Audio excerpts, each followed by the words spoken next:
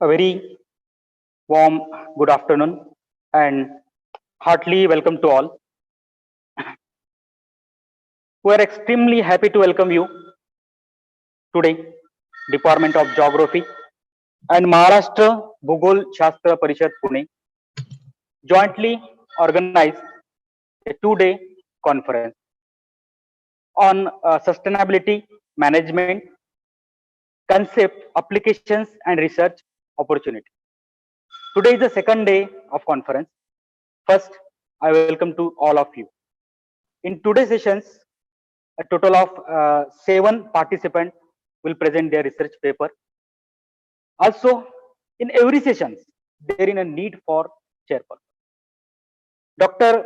R.S. Sisodia sir is the chairperson of today's session. Also, I would like to introduce them here.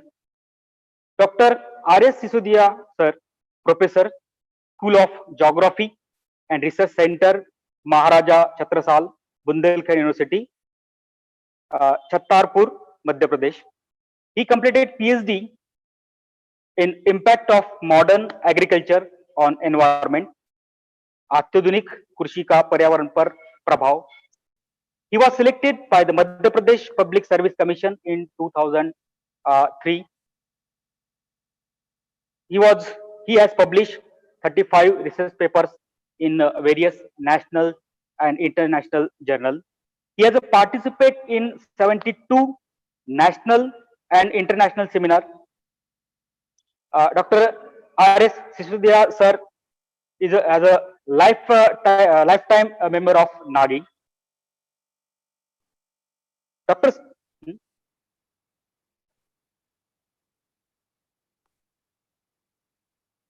Dr. Sisodia sir is a research director at Jivaji University, Gwalior, and Maharaja Chhatrasal, Bundelkhand University, Chhatrapur, Madhya Pradesh. He has guided 6 research students. He is an expert in agriculture geography, Krushi Bhugol. He has 19 years of undergraduate and postgraduate academic experiences. Now, I request Honorable Dr. R.S. Sisodia sir to say few words on this occasion. Sir, am I audible? Hello? Sisodia sir. जी sir, आवाज आ रही है sir मेरी? हाँ, आ रही है sir आपकी आवाज. आ रही है सर? हाँ, yes sir, yes sir, audible sir. जी.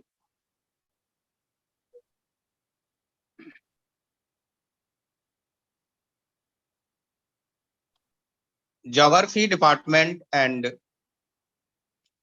भूगोल परिषद पुणे के संयुक्त तत्वाधान में 2 दिवसीय national geography conference on sustainability management concept application and research opportunities विषय पर आयोजित राष्ट्रीय शोध सेमिनार के संरक्षक डॉक्टर राजेंद्र प्रसाद रामटेके, प्राचार्य GS Tompe arts commerce and science college, Chandur Bazar, Amravati, Maharashtra.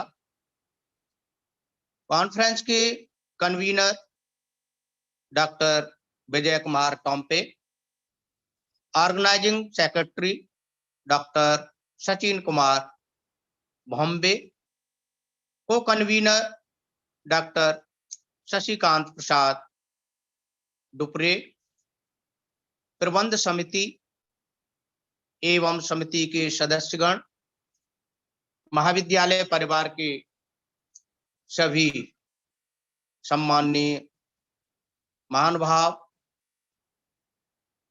इस सेमिनार में पूरे देश से जुड़े हुए ऑनलाइन ऑफलाइन सभी प्रतिभागीगण, सम्माननीय प्राध्यापकगण, सम्माननीय सह प्राध्यापकगण, सम्माननीय सहायक प्राध्यापकगण एवं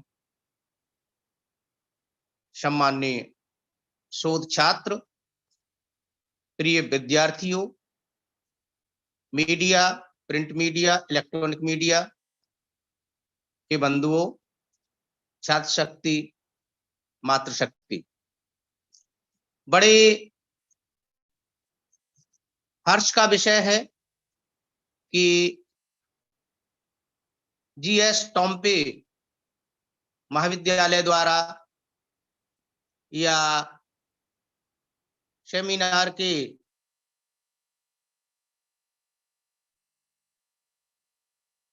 जो सदस्य हैं, उन्होंने वर्तमान की ज्वलंत जो प्रॉब्लम्स है उसमें से एक बेहतर टाइटल का सिलेक्शन किया है। इस विभिन्न जो 2 दिन की हमारी कॉन्फ्रेंस है, इसमें से विभिन्न विद्वानों के विचार मंथन के बाद कुछ ऐसे सजेशंस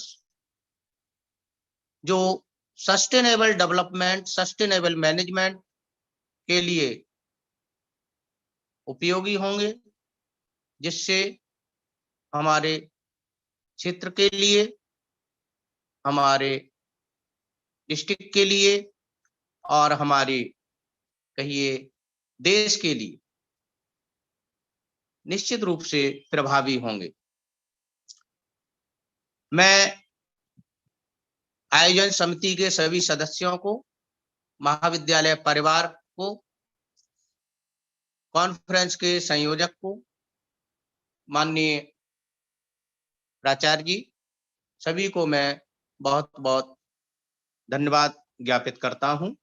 और आज के जो टेक्निकल सेशन में हमारे पास रिसर्च पेपर रीडिंग होने हैं, उनमें टोटल 7 कहिए शोध पत्रों का वाचन किया जाएगा। इनमें मैं बुलाना चाहूंगा सम्मान के साथ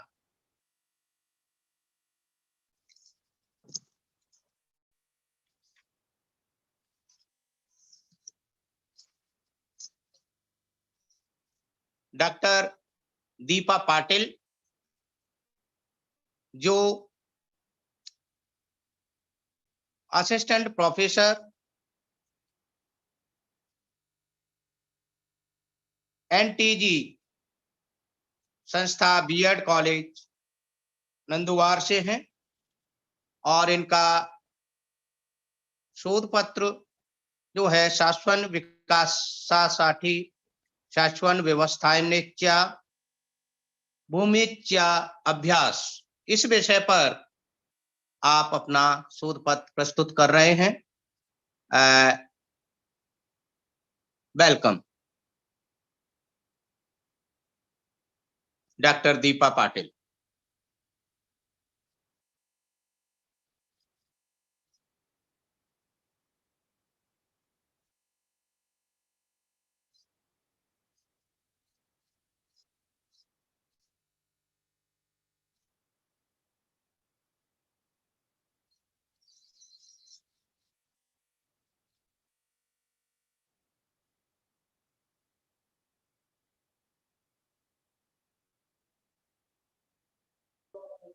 I request to Dr. Deepa Patil, please join us and share your PPT.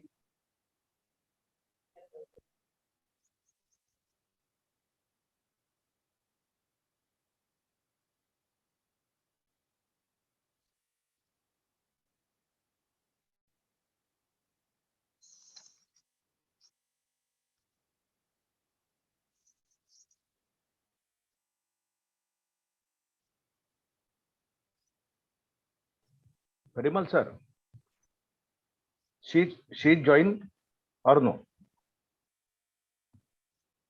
Yes, sir. Yes, sir. Please join. Sir, join है ना? Patil, Patil, Deepa. हाँ. Sir,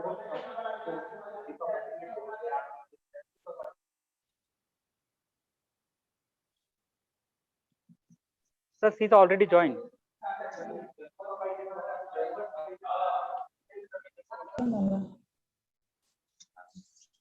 नमस्कार. थोडं म्यूट वरती होती त्यामुळे माझा आवाज आपल्यापर्यंत पोहोचत नव्हता. 2 दिवसीय आपल्या राष्ट्रीय भूगोल परिषदेमध्ये आपण कालपासून एकत्र आहोत आणि छान छान व्याख्यान आपल्याला ऐकायला मिळत आहेत आणि यातूनच आज मला माझ्या पेपरचे रीडिंग करायला मिळणार आहे. हा आनंद आहे आणि थोडेसे माझे मत सुद्धा मला या ठिकाणी व्यक्त करायला मिळत आहे. त्यामुळे आयोजकांचे आभार. माझ्या विषयाचं नाव आहे शाश्वत विकासासाठी शाश्वत व्यवस्थापनाच्या भूमिकेचा अभ्यास. तर थोडं सारांश रूपाने जर सांगायचं झालं तर प्रस्तुत संशोधन लेखामध्ये शाश्वत विकासासाठी शाश्वत व्यवस्थापनाच्या भूमिकेचा अभ्यास या ठिकाणी करण्यात आलेला आहे. तसं पाहिलं तर वर्तमान जगात आपण जगत आहोत आणि आपला हा जो काही मानवी समाज आहे तर या मानवी समाजाला भविष्यातील संभाव्य धोक्याची जाणीव होणं हे गरजेचं आहे आणि या विचारातूनच शाश्वत विकास आणि शाश्वत व्यवस्थापन या संकल्पनेचा प्रसार होताना दिसतोय आणि त्याच अनुषंगाने आपल्या या राष्ट्रीय परिषदेमध्ये हा विषय निश्चित केला असावा असं मला या ठिकाणी वाटतं.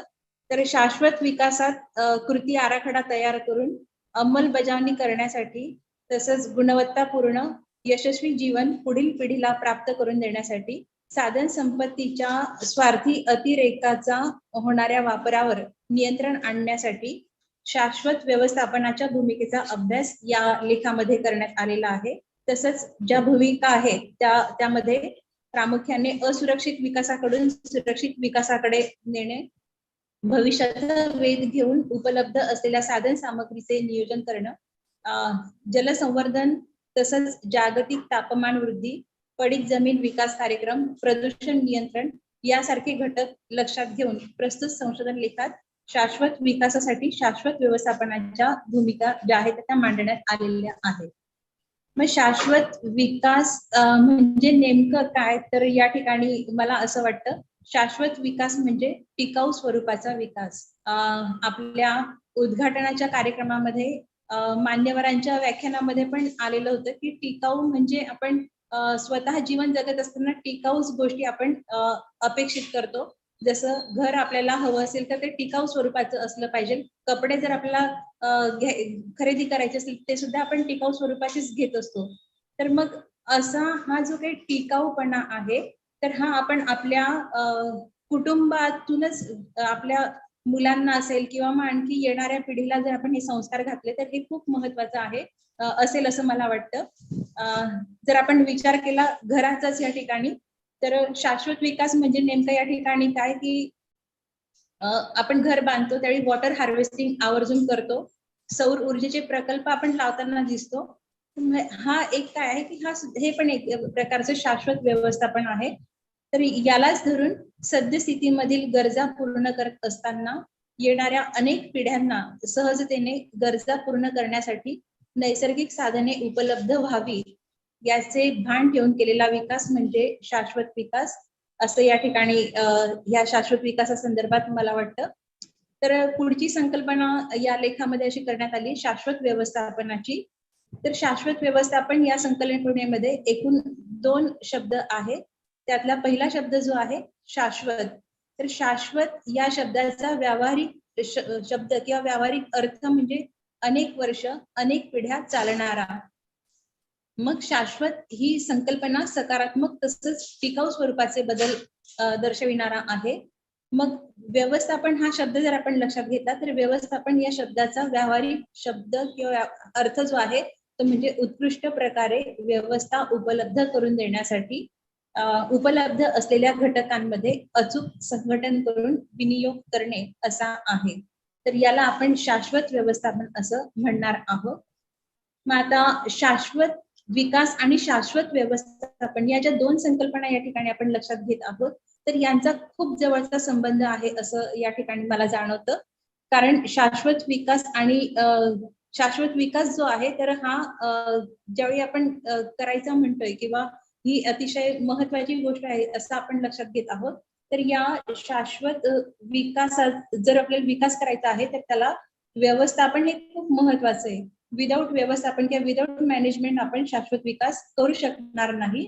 आणि हा शाश्वत व्यवस्थापन जे आहे तर हे शाश्वत विकासाच्या वाढत्या गरजेमुळे निर्माण झालेलं आहे असं या ठिकाणी मला म्हणायचं आहे. तर म्हणून शाश्वत विकास आणि शाश्वत व्यवस्थापन या नाण्याच्या दोन बाजू आहेत असं एकंदरीत जाणवतं. मग आता ह्या हा जो काही आपला संपूर्ण पेपर आहे तर या संपूर्ण पेपरमध्ये आपण शाश्वत विकासासाठी शाश्वत व्यवस्थापनाच्या ज्या काही भूमिका आहेत तर त्या आपण एक एक या ठिकाणी लक्षात घेणार आहोत. सर्वात पहिली भूमिका जी आहे ती म्हणजे असुरक्षित विकासाकडून शाश्वत विकासाकडे किंवा सुरक्षित विकासाकडे नेणं. मग आता 21वे शतक आपलं हे आहे चालू आणि प्रगतीच्या जर आपण विचार केला तर जवळजवळ सर्वच क्षेत्रामध्ये प्रगती झालेला आपल्याला प्रगती होत आहे किंवा जवळजवळ झालेली आहे असं आपण या ठिकाणी लक्षात घेत आहोत. या प्रगतीची फळं सुद्धा आपण चाखत आहोत. आणि असं असताना सुद्धा जर आपण विचार केला तर या प्रगतीला खरंच आपण प्रगती म्हणायचं का, हा एक प्रश्न या ठिकाणी निर्माण होतो. कारण या प्रगतीमध्ये थोडासा किंवा या विकासामध्ये थोडासा हा विकास असुरक्षित असलेला वाटतो. कारण जर आपण औद्योगिक क्षेत्र म्हटलं तर औद्योगिक क्षेत्राने आपल्याला विविध प्रकारच्या सुखसुविधा उपलब्ध करून दिलाय, परंतु त्याचबरोबर प्रदूषणासारखी मोठी समस्या आपल्याला दिलेली आहे की जी निराकरण करण्यासाठी किंवा जिला सोडवण्यासाठी संपूर्ण संशोधन विभाग असेल किंवा आणखी प्रत्येक क्षेत्र जे आहे तर ते लागलेलं आहे. परंतु आजही जी काही प्रदूषणाची समस्या आहे तर ही आपल्याला सोडवता येत नाहीये. त्याला कारण एक प्रकारे हा असुरक्षित स्वरूपाचाच विकास आहे. आणि या असुरक्षित विकासामुळे सजीव सृष्टी जी आहे तर या सजीव सृष्टीला जे काही घातक परिणाम आहेत तर ते भोगावे लागत आहे. याचे अनेक उदाहरणं आपल्या डोळ्यासमोर आहे. आणि म्हणून मग हा जो असुरक्षित विकास आहे त्याला सुरक्षिततेकडे नेण्यासाठी आपल्याला शाश्वत व्यवस्थापनाची भूमिका जी आहे ही सर्वात महत्वाची ठरणार आहे. यामध्ये सर्वात प्रथम म्हणजे जी काही लोकसंख्या वाढ आहे तर याच्या वाढीवरती नियंत्रण आणलं पाहिजे. तसंच जे काही आपले नैसर्गिक संसाधन आहे जे संपणारे आहेत किंवा ज्याला आपण जे रिन्युएबल नाहीये तर नॉन रिन्युएबल ज्याला आपण म्हणतो तर त्या साधनांचा इथे थोडीशी समस्या निर्माण होताना दिसते की पुढच्या पिढीला असेल किंवा अनेक वर्षानंतर आपल्याला या साधनांमध्ये कमतरता निर्माण होणार आहे. आणि ज्यामुळे आज जो झपाट्याने चाललेला विकास आहे तर याला कुठेतरी अडथळा निर्माण होणार आहे. आणि म्हणूनच जे काही पुनर्नवीकरणीय ऊर्जा साधनं असेल तर त्यांचा वापर करणं आहे किंवा शेतीसाठी सेंद्रिय खतांचा वापर करणं, जंगलतोडीऐवजी वृक्ष लागवड करणं, नैसर्गिक आपत्तींचा संभाव्य धोका ओळखून योजनांची अंमलबजावणी करणं यासारख्या कार्याची जी काही भूमिका आहे तर ही शाश्वत व्यवस्थापनाची आहे आणि ती खूप महत्वपूर्ण आहे असे या ठिकाणी मला म्हणायचं आहे. यानंतरची पुढची जी भूमिका आहे ती म्हणजे भविष्याचा वेध घेऊन उपलब्ध साधन सामग्रीचं नियोजन करणं. हा तर खूप मोठा प्रश्न आहे. जसं आताच आपण बोललो की पुढच्या पिढ्यांना जर हे साधन सामग्री जर उपलब्ध नसेल तर मग त्यांचा विकास हा निश्चितच खुंटणार आहे. आणि म्हणून जी काही उपलब्ध नैसर्गिक साधन संपत्ती आहे तर तिचं योग्य नियोजन करणं हे या शाश्वत व्यवस्थापनाचं एक मुख्य कार्य किंवा मुख्य भूमिका असेल असं या ठिकाणी मला म्हणायचं आहे. या ठिकाणी एक उदाहरण माझ्या वाचण्यात आलं ते म्हणजे की सध्याच्या स्थितीमध्ये प्रतिदिन प्रति माणसाला 2.2 किलोवॅट ऊर्जा लागते. म्हणजे हा जो माणूस आहे तर या ठिकाणी जे उदाहरण घेतले त्यामध्ये प्रत्येक माणूस जो आहे तर हा प्रत्येक दिवसाला 2.2 किलोवॅट इतकी ऊर्जा वापरतो. मग जर आपण शाश्वत विकासामध्ये भविष्याचा विचार करणार आहोत किंवा शाश्वत व्यवस्थापनामध्ये नियोजन करताना आपल्याला या सर्व गोष्टींचं बारकाईने जर विचार करायचा झालाय तर 2050 यांनी उदाहरण घेतलेलं आहे. तर 2050 मध्ये जी काही लोकसंख्या वाढ होणार आहे, तर या लोकसंख्या वाढीमुळे तसंच नवीन येणाऱ्या तंत्रज्ञानामुळे किंवा औद्योगिकरणामुळे प्रति माणसी जवळजवळ आपल्याला 5.28 किलोवॅट इतकी ऊर्जा लागेल. आज आपण लोड शेडिंगची समस्या लक्षात घेत आहोत की आजही आपल्याला जेवढी आवश्यक आहे तेवढी ऊर्जा उपलब्ध होत नाही. जर 2050चा विचार केला तर जवळजवळ दुप्पट यामध्ये किंवा दुपटीपेक्षा अधिक वाढ होणार आहे, जी काही गरज आहे ऊर्जेची त्याच्यामध्ये. तर त्यावेळी या विकासाला किती मोठा अडथळा निर्माण होणार आहे आणि म्हणून शाश्वत व्यवस्थापन हे खूप गरजेचं आहे. मग हे शाश्वत व्यवस्थापन जर आपल्याला करायचं आहे तर ऊर्जे संदर्भामध्ये याची भूमिका नेमकी कोणती असेल, तर यामध्ये असं म्हटलंय की औद्योगिक क्षेत्रात वाया जाणाऱ्या ऊर्जेची बचत करणे, घरगुती वीज, गॅस या प्रकारची जी काही ऊर्जा साधनं आहेत तर यामध्ये काटकसर करणं. आपल्या घरामध्ये अनेक स्विच असतात आणि ते स्विच आपण आपल्या सोयीसाठी करून ठेवलेले असतात, परंतु काम झाल्यानंतर आपण त्याला बंद करत नाहीत आणि यातूनही बरीच ऊर्जा आपली वाया जाते. आणि म्हणूनच असं म्हटलं जातं की ऊर्जेची बचत हीच ऊर्जेची निर्मिती आहे. तर अशा स्वरूपाचं व्यवस्थापन या ठिकाणी महत्वाचं आहे. तसंच वाहतूक साधनामध्ये ऊर्जेची काटकसर करणं आवश्यक आहे. सार्वजनिक ऊर्जा नियोजन कार्यक्रम जे आहे तर ते तयार करणं, यामध्ये शाश्वत व्यवस्थापनाची भूमिका महत्वपूर्ण ठरते. तसंच शेतीमध्ये विनाकारण वाया जाणाऱ्या ऊर्जेची बचत करणं, सौर ऊर्जा, पवन ऊर्जा यासारख्या अपारंपरिक ऊर्जा साधनांचा वापर करणं, बायोगॅसचा वापर करणे, वीज चोरीला आळा घालण्यासाठी तसंच खूपच जुनी झालेली जी काही काय म्हणतात ते वाहतूक साधनं असतील तर त्यांना जास्त इंधन लागतं आणि म्हणून मग अशा कालबाह्य यंत्रांना असेल किंवा वाहनांना असेल त्यांना कालबाह्य करणं गरजेचं आहे. आणि या धर्तीवरती आता आपल्यालाही माहिती आहे की जे काही नवीन नियम आलेले आहेत तर त्यामध्ये आपल्याला अशा कालबाह्य यंत्रांना असेल किंवा वाहनांना आहे तर ती आता परवानगी नाकारलेली आहे. तर हा कशाचा भाग आहे, तर हा शाश्वत व्यवस्थापनाचाच एक भाग आहे. याच्यानंतरची तिसरी जी भूमिका आहे ती जलसंवर्धन संदर्भामध्ये आहे. जलसंवर्धन संदर्भात शाश्वत व्यवस्थापनाची भूमिका. यामध्ये आपल्या सर्वांना माहिती की पाणी ही आपली मूलभूत गरज आहे. पाण्यालाच आपण जीवन म्हणतो. पाण्याशिवाय जीवन जगणं हे अशक्य आहे. आणि यामध्ये जर आपण भारताचा विचार जर केला तर भारताला त्या मानाने मोठ्या प्रमाणामध्ये जलसंपदा ही प्राप्त झालेली आहे. परंतु जे नियोजन आहे तर ते नियोजन थोडंसं या ठिकाणी आपल्याला कमकुवत स्वरूपाचं वाटतं. जितकं चोख नियोजन या ठिकाणी असलं पाहिजे तर ते आपल्याला अजून झालेलं आहे असं वाटत नाही. आणि म्हणूनच पाण्याचं दुर्भिक्ष हे आढळतं.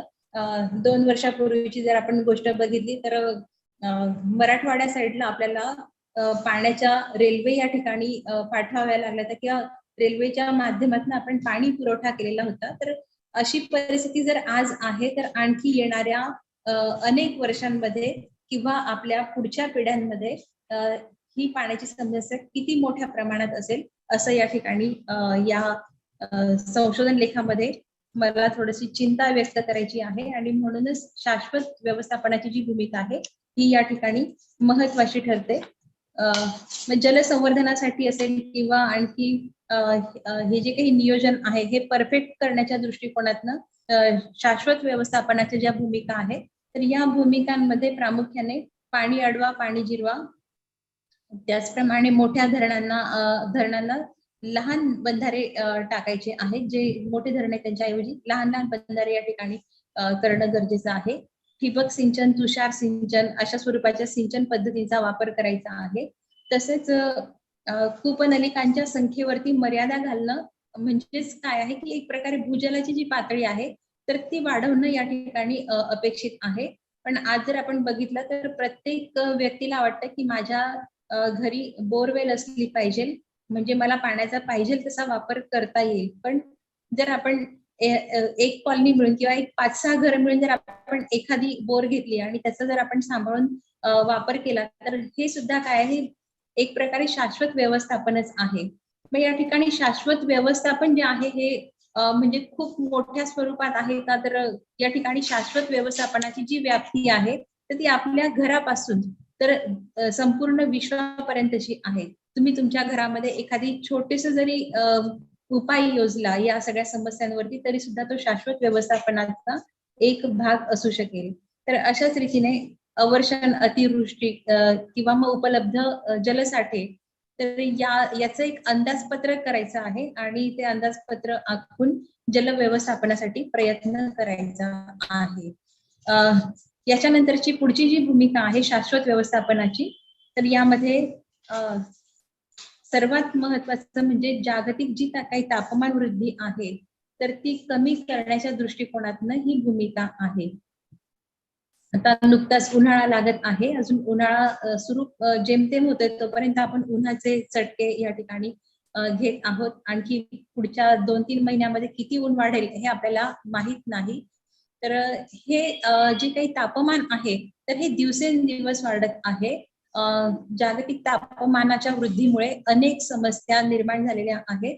आपण सर्वजण भूगोलाचे अभ्यासक आहोत, यामध्ये फार सांगण्याची गरज नाही आणि म्हणून जागतिक तापमान वृद्धीचे परिणाम लक्षात घेऊन भविष्यातील येणाऱ्या पिढ्या वाचविणे हे आपल्यासाठी महत्वाचं कार्य असणार आहे.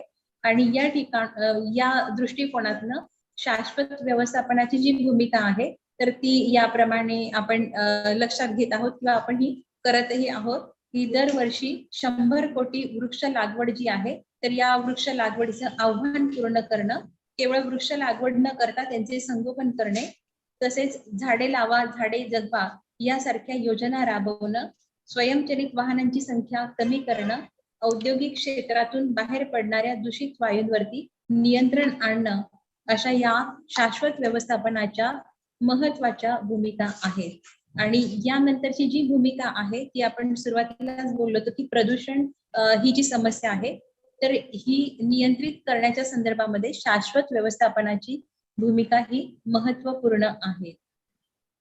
निसर्गाने मानवाला अन्न, वस्त्र आणि निवारा या मूलभूत गरजा भागवण्यासाठी विविध प्रकारची संसाधने उपलब्ध करून दिली, परंतु मानवाने त्याच्या बुद्धीचा वापर करून तसंच शास्त्रीय ज्ञानाच्या जोरावर अनेक विघटन न होणाऱ्या जे काही कृत्रिम घटक आहेत तर ते तयार करून पर्यावरणात सोडले जातात आणि पर्यावरण दूषित करण्याचं काम यामधूनच होत असतं.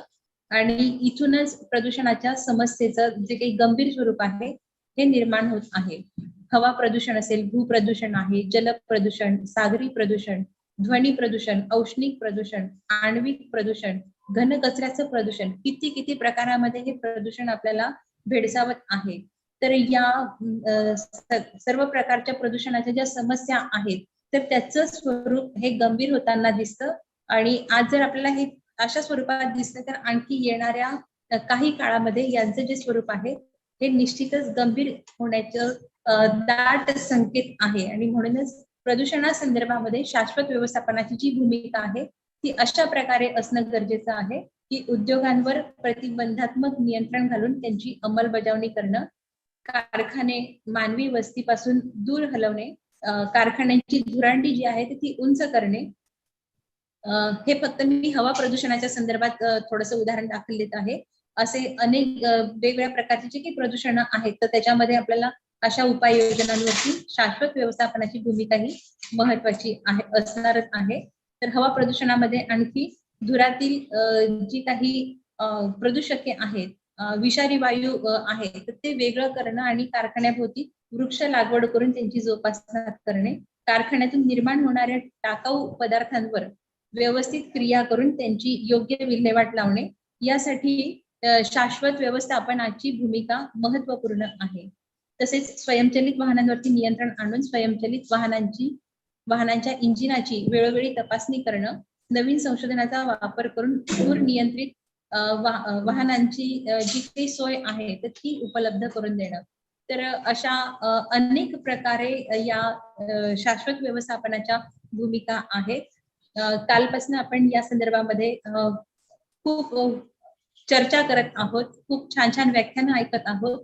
तर या सर्व व्याख्यानातनं किमान आपला जो विद्यार्थी आहे तर या प्रत्येक विद्यार्थ्याला याची जाणीव जरी आपण प्राप्त करून दिली या अनुषंगाने तर निश्चितच येणारी जी पिढी आहे तर ती पिढी थोडी आणखी या शाश्वत विकासाच्या संदर्भात असेल किंवा या टिकाऊ स्वरूपाच्या विकासासंदर्भात आणि व्यवस्थापनासंदर्भात निश्चितच जागृत होईल. तर असं या ठिकाणी मला वाटतं. या संपूर्ण संशोधन लेखासाठी मला जी काही संदर्भ पुस्तकं उपलब्ध झाली अशी अनेक पुस्तकं आहेत, परंतु त्यातल्या त्यात आवर्जून मला सांगावं असं वाटतं कुलकर्णी आणि दीक्षित यांचं पर्यावरण शास्त्र हे पुस्तक आहे औरंगाबादचं. तर त्या पुस्तकातनं मला बराचसा अभ्यास या ठिकाणी प्राप्त झाला आणि काही वेबसाईट्स आहेत, विकिपीडिया आहेत, त्याच्यानंतर मायबोली.com आहे, ॲग्रोवन आहे, ऑनलाईन ही एक वेबसाईट आहे. तर अशा विविध प्रकारच्या अध्ययन स्रोतातनं हा लेख लिहिण्यासाठी मला जास्त मदत झालेली आहे. तर या ठिकाणी माझा संशोधन लेखाचं जे काही वाचन आहे ते मी थांबवते आणि आयोजकांचे पुन्हा एकदा आभार मानते. Thank you sir.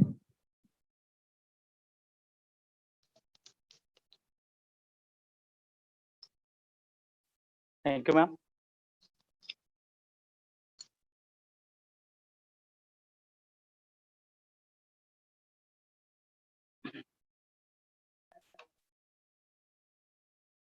Thank you, ma'am.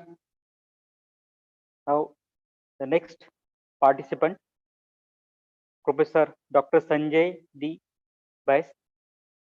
Hello. Sisodia sir, any question? Hello. जी sir. Please proceed.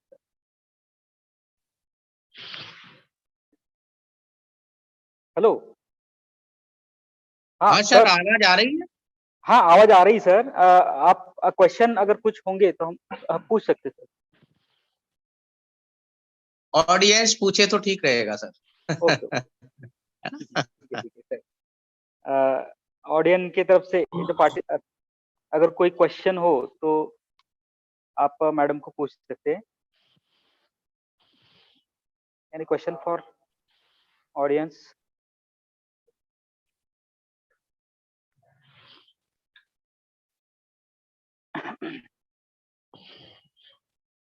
I think no question. Okay. Now I request to Dr. Sanjay Bais sir. Sir, please share your PPT. Start your presentation. Hello. Sanjay Baise. Baise sir. Okay. First you share your PPT. Okay. Please.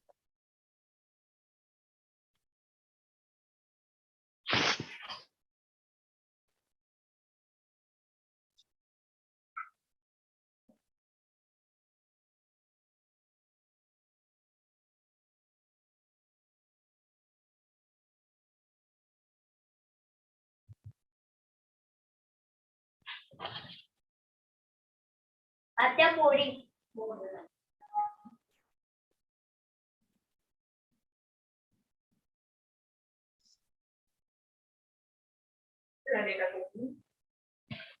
मग तुला देऊ रे. झालं मला.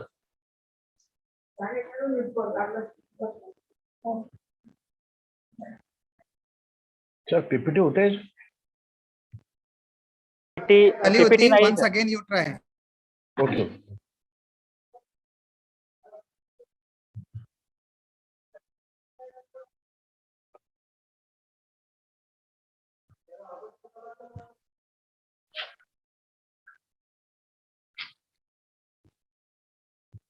हाँ होता है sir, होता है. Clicked on it.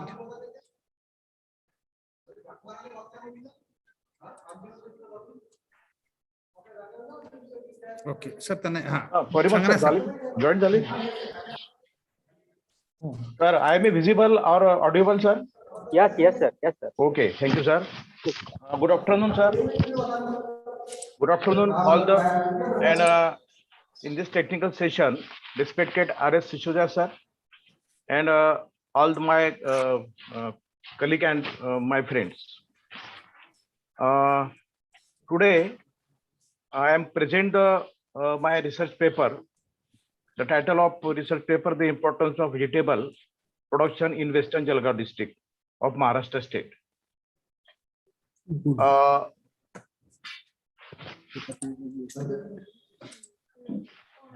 In introduction, agriculture is the largest and the most important occupation in India. India has made a lot of progress in agriculture since the independence in terms of growth output, yields and area under crop.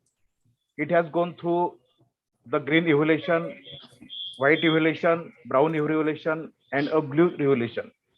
Today, India is the largest producer of milk, nuts, wheat, rice, sugar, and vegetables.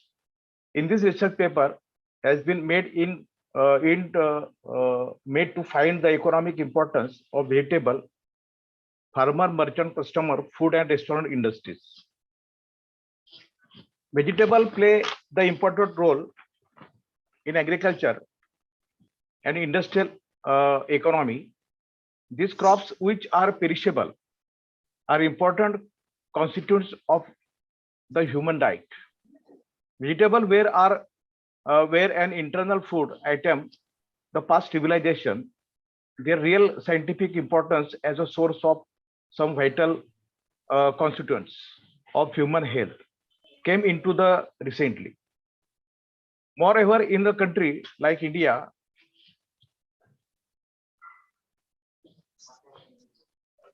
where 20-40% of the population is vegetarian, the necessity of vegetable in our diet is evident. Almost all vegetables contain varying amount of nutrients such as carbohydrates, fats, proteins, vitamins, minerals. While carbohydrates, fats, and proteins can be derived from other food like cereals, sugar, pulses, and oil, but vitamin and minerals are mainly obtained from vegetables. Most of the vegetables contain high amounts of source of vitamin A, which is the good for hair and our eyes.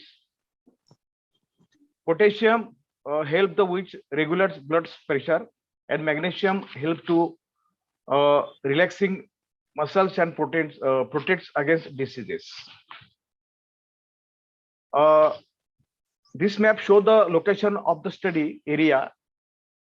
In Jalgaon district are 15 talukas, but we are selected 7 taluka for the study, namely Chopra, Amalner, Dharangao, Erandol, Parola, Badgaon, and Chalisgaon. Some selected objective of the study.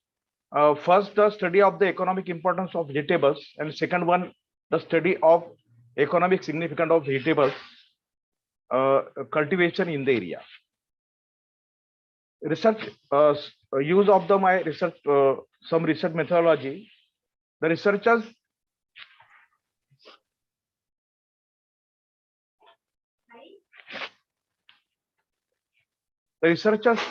knows the geographical area of the western part of Jalgaon district. The area is identified as a large scale population area of vegetable in the western part of Jalgaon district for the selection of the tehsils. Village and farmers researchers have used multi-stage random sampling technique as the whenever needed. The study mainly focus on the various aspects of production of the vegetables. Analysis of data is one of the important steps in the research process. The collected data were classified and tabulated, and data were interpreted with the help of various tools. Subject explains. Vegetables are mainly grown from city market, and nowadays they are a high demand in shopping mall located in the big cities, 5-star hotels, multinational fast food chain, international tourist places, high profile societies. It is thus clear that the cultivation of new vegetables is one of the fastest growing industries with a higher profit margin than traditional vegetables. For human nutrition point of view, vegetables are most important for our daily living. Many of the vegetables crops of their product find a place in our meals and diet. The human body requires vitamin, minerals, proteins, energy, etc. for its health. All these are supplied by vegetable crops. Vegetables are the chief source of vitamin, minerals, carbohydrate, fats, proteins, etc. Vegetables are recognized as protective foods as they are necessary for the maintenance of human health. Nature has provided us with all kind of vegetables that can be grown in different seasons throughout the year. Different kind of vegetables provide leaf, stem, flower, fruits, or seed for the consumption. Considering readiness in the requirement of soil and season, farmer can grow vegetable crop throughout the year for earning regular and steady income to meet the daily expenditure. There are vegetable is very short duration that can be grown in rain and intercrops in the either agronomical crop or vegetable crops. There are vegetables which improve soil and also provide fodder for cattle. Thus, the farmer has wide choice of select suitable crop to adjust the cropping pattern according to the situation, climate and soil condition of this region are conducive to grow different vegetables. Since the cultivation of vegetable crop involve intensive cultural operations starting from growing to market, it provides more and regular employment opportunity in rural areas. The perishable nature of vegetables demand comprehensive planning for movement, storage, processing, and distribution of vegetable products.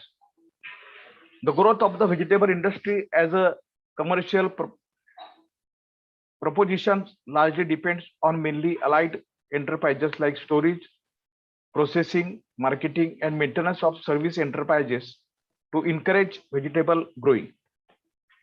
The value of vegetable as an important article of daily human diet has come to be recognized all over the world in recent years.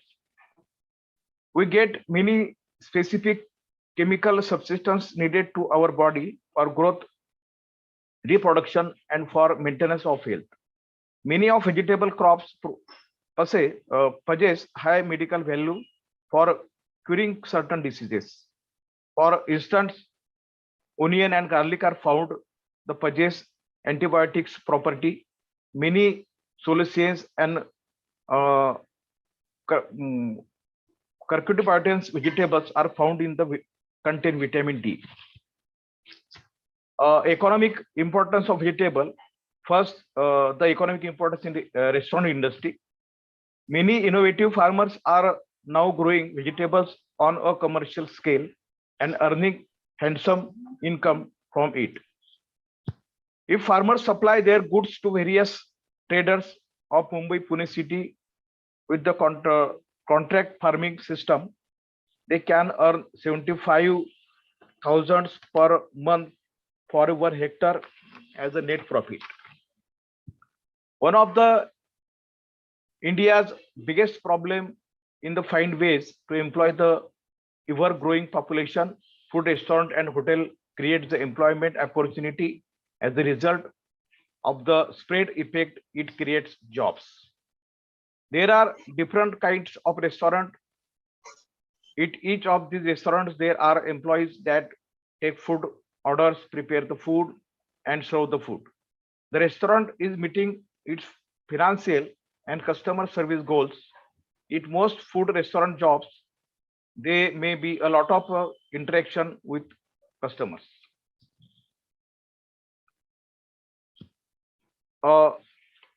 Retailers, vegetable fruits, the grocery play a vital role in the existence of people. They also play an important role in the economy.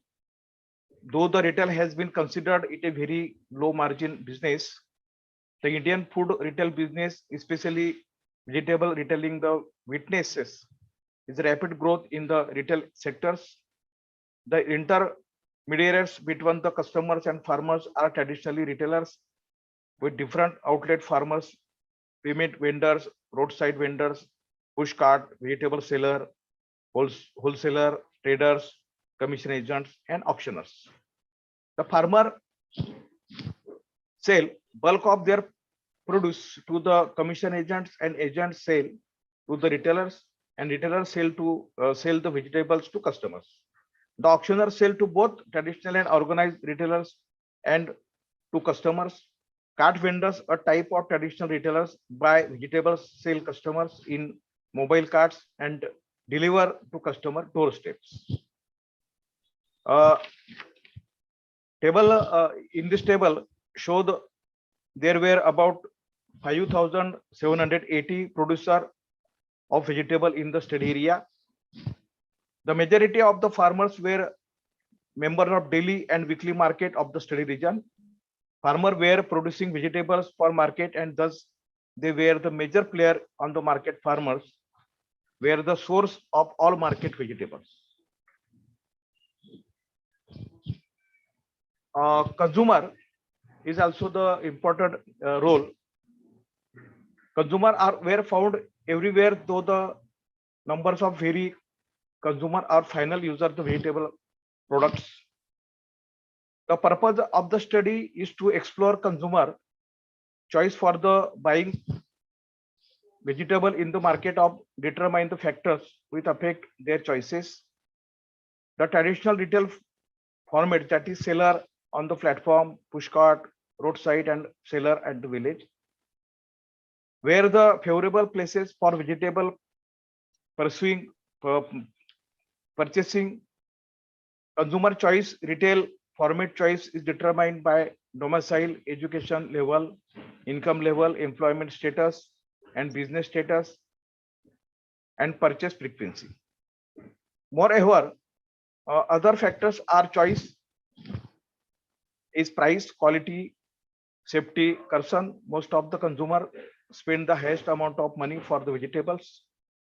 As for other consumer, two most important issues for this is the freshness of the product. Traditionally, buyers visit markets more time in a week. The consider quality of vegetable to be the most important factor. Some spend less money for vegetable compared to other consumer. In the study area, 19% are pensioners, followed by 25% workers, 32% servicemen, 8% free profession, 6% housewives, and 10% other consumer of vegetables. Increased consumer income and year-round demand for fresh vegetable is correlated. Food and restaurant.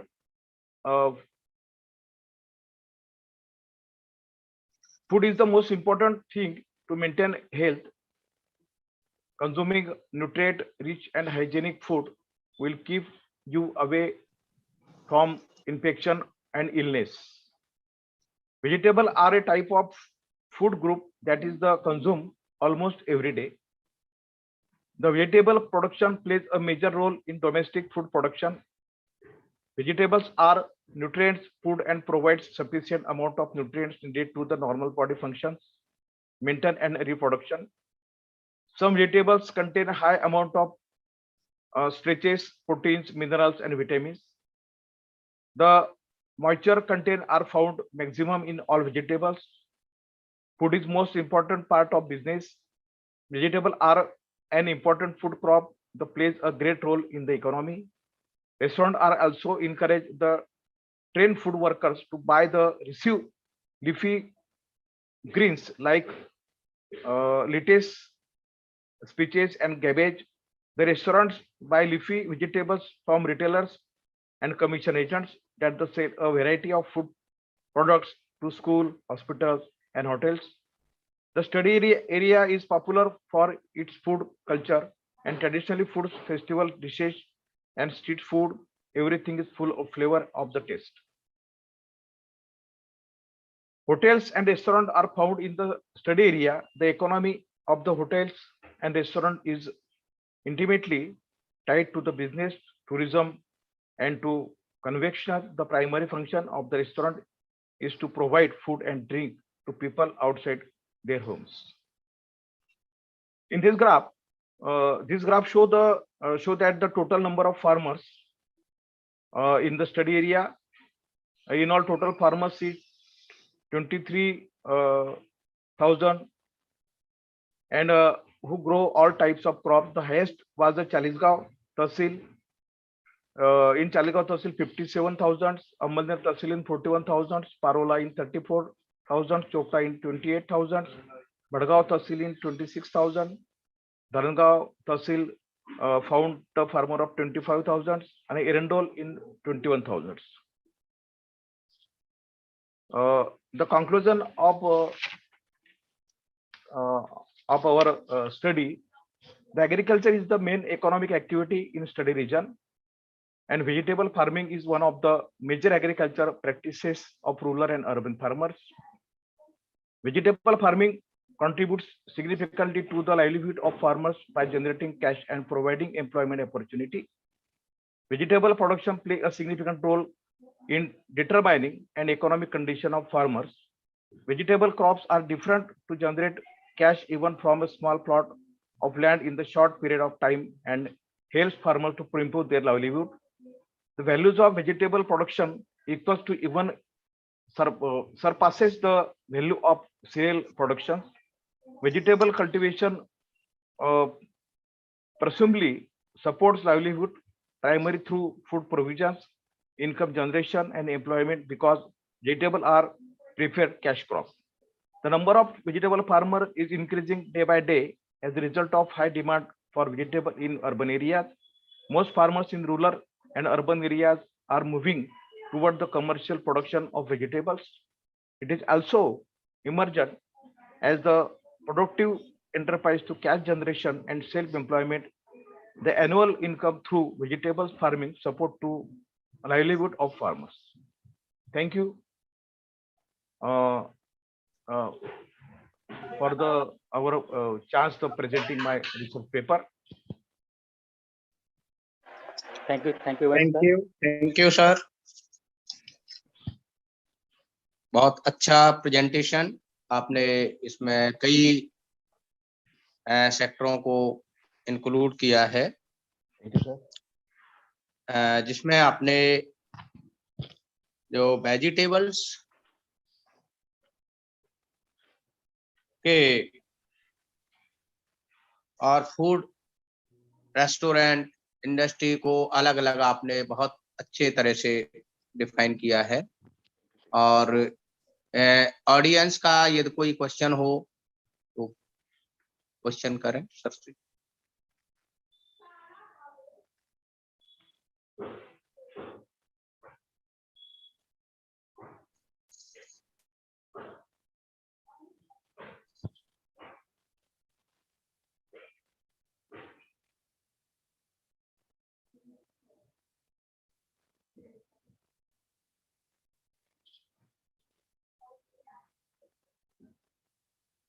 Sisodia sir. Ji sir. आपका कुछ suggestion दीजिए sir. जी sir, आपने जो vegetables है उसको हम biotic उसमें और जोड़ दें। अच्छा कि क्या है कि आज का जो दौर है वो केमिकल फर्टिलाइजर का कंजप्शन बहुत ज्यादा बढ़ रहा है। Correct sir. तो थोड़ा सा आप इसको बायोटिक मेथड से और जोड़ लें तो और अच्छा होगा अपने सस्टेनेबल डेवलपमेंट के मान से। चलेगा सर, अगले बार मैं जोड़ दूंगा उसको।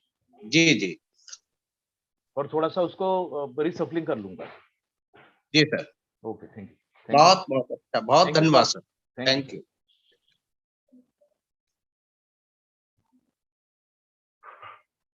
So next, hello. Next participant, Shivanand Jadhav sir. HOD, Head of the Department, Geography, SCSA PM, Sri Gajanan Mahavidyalay, Rada, Taluka, Jamkhed District, Ahmednagar. Now I request to Jadhav sir, please start your presentation. First you share your PPT. Bhash sir, please. Hello.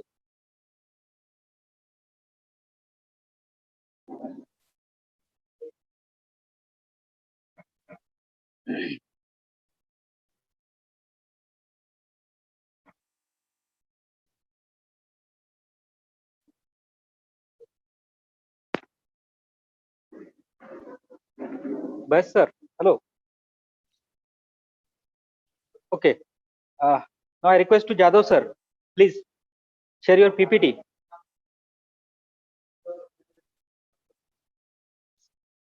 Shivanand Jadhav sir.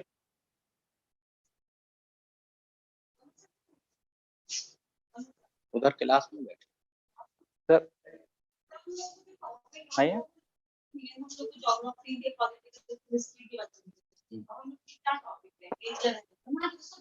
The next participant, Mr.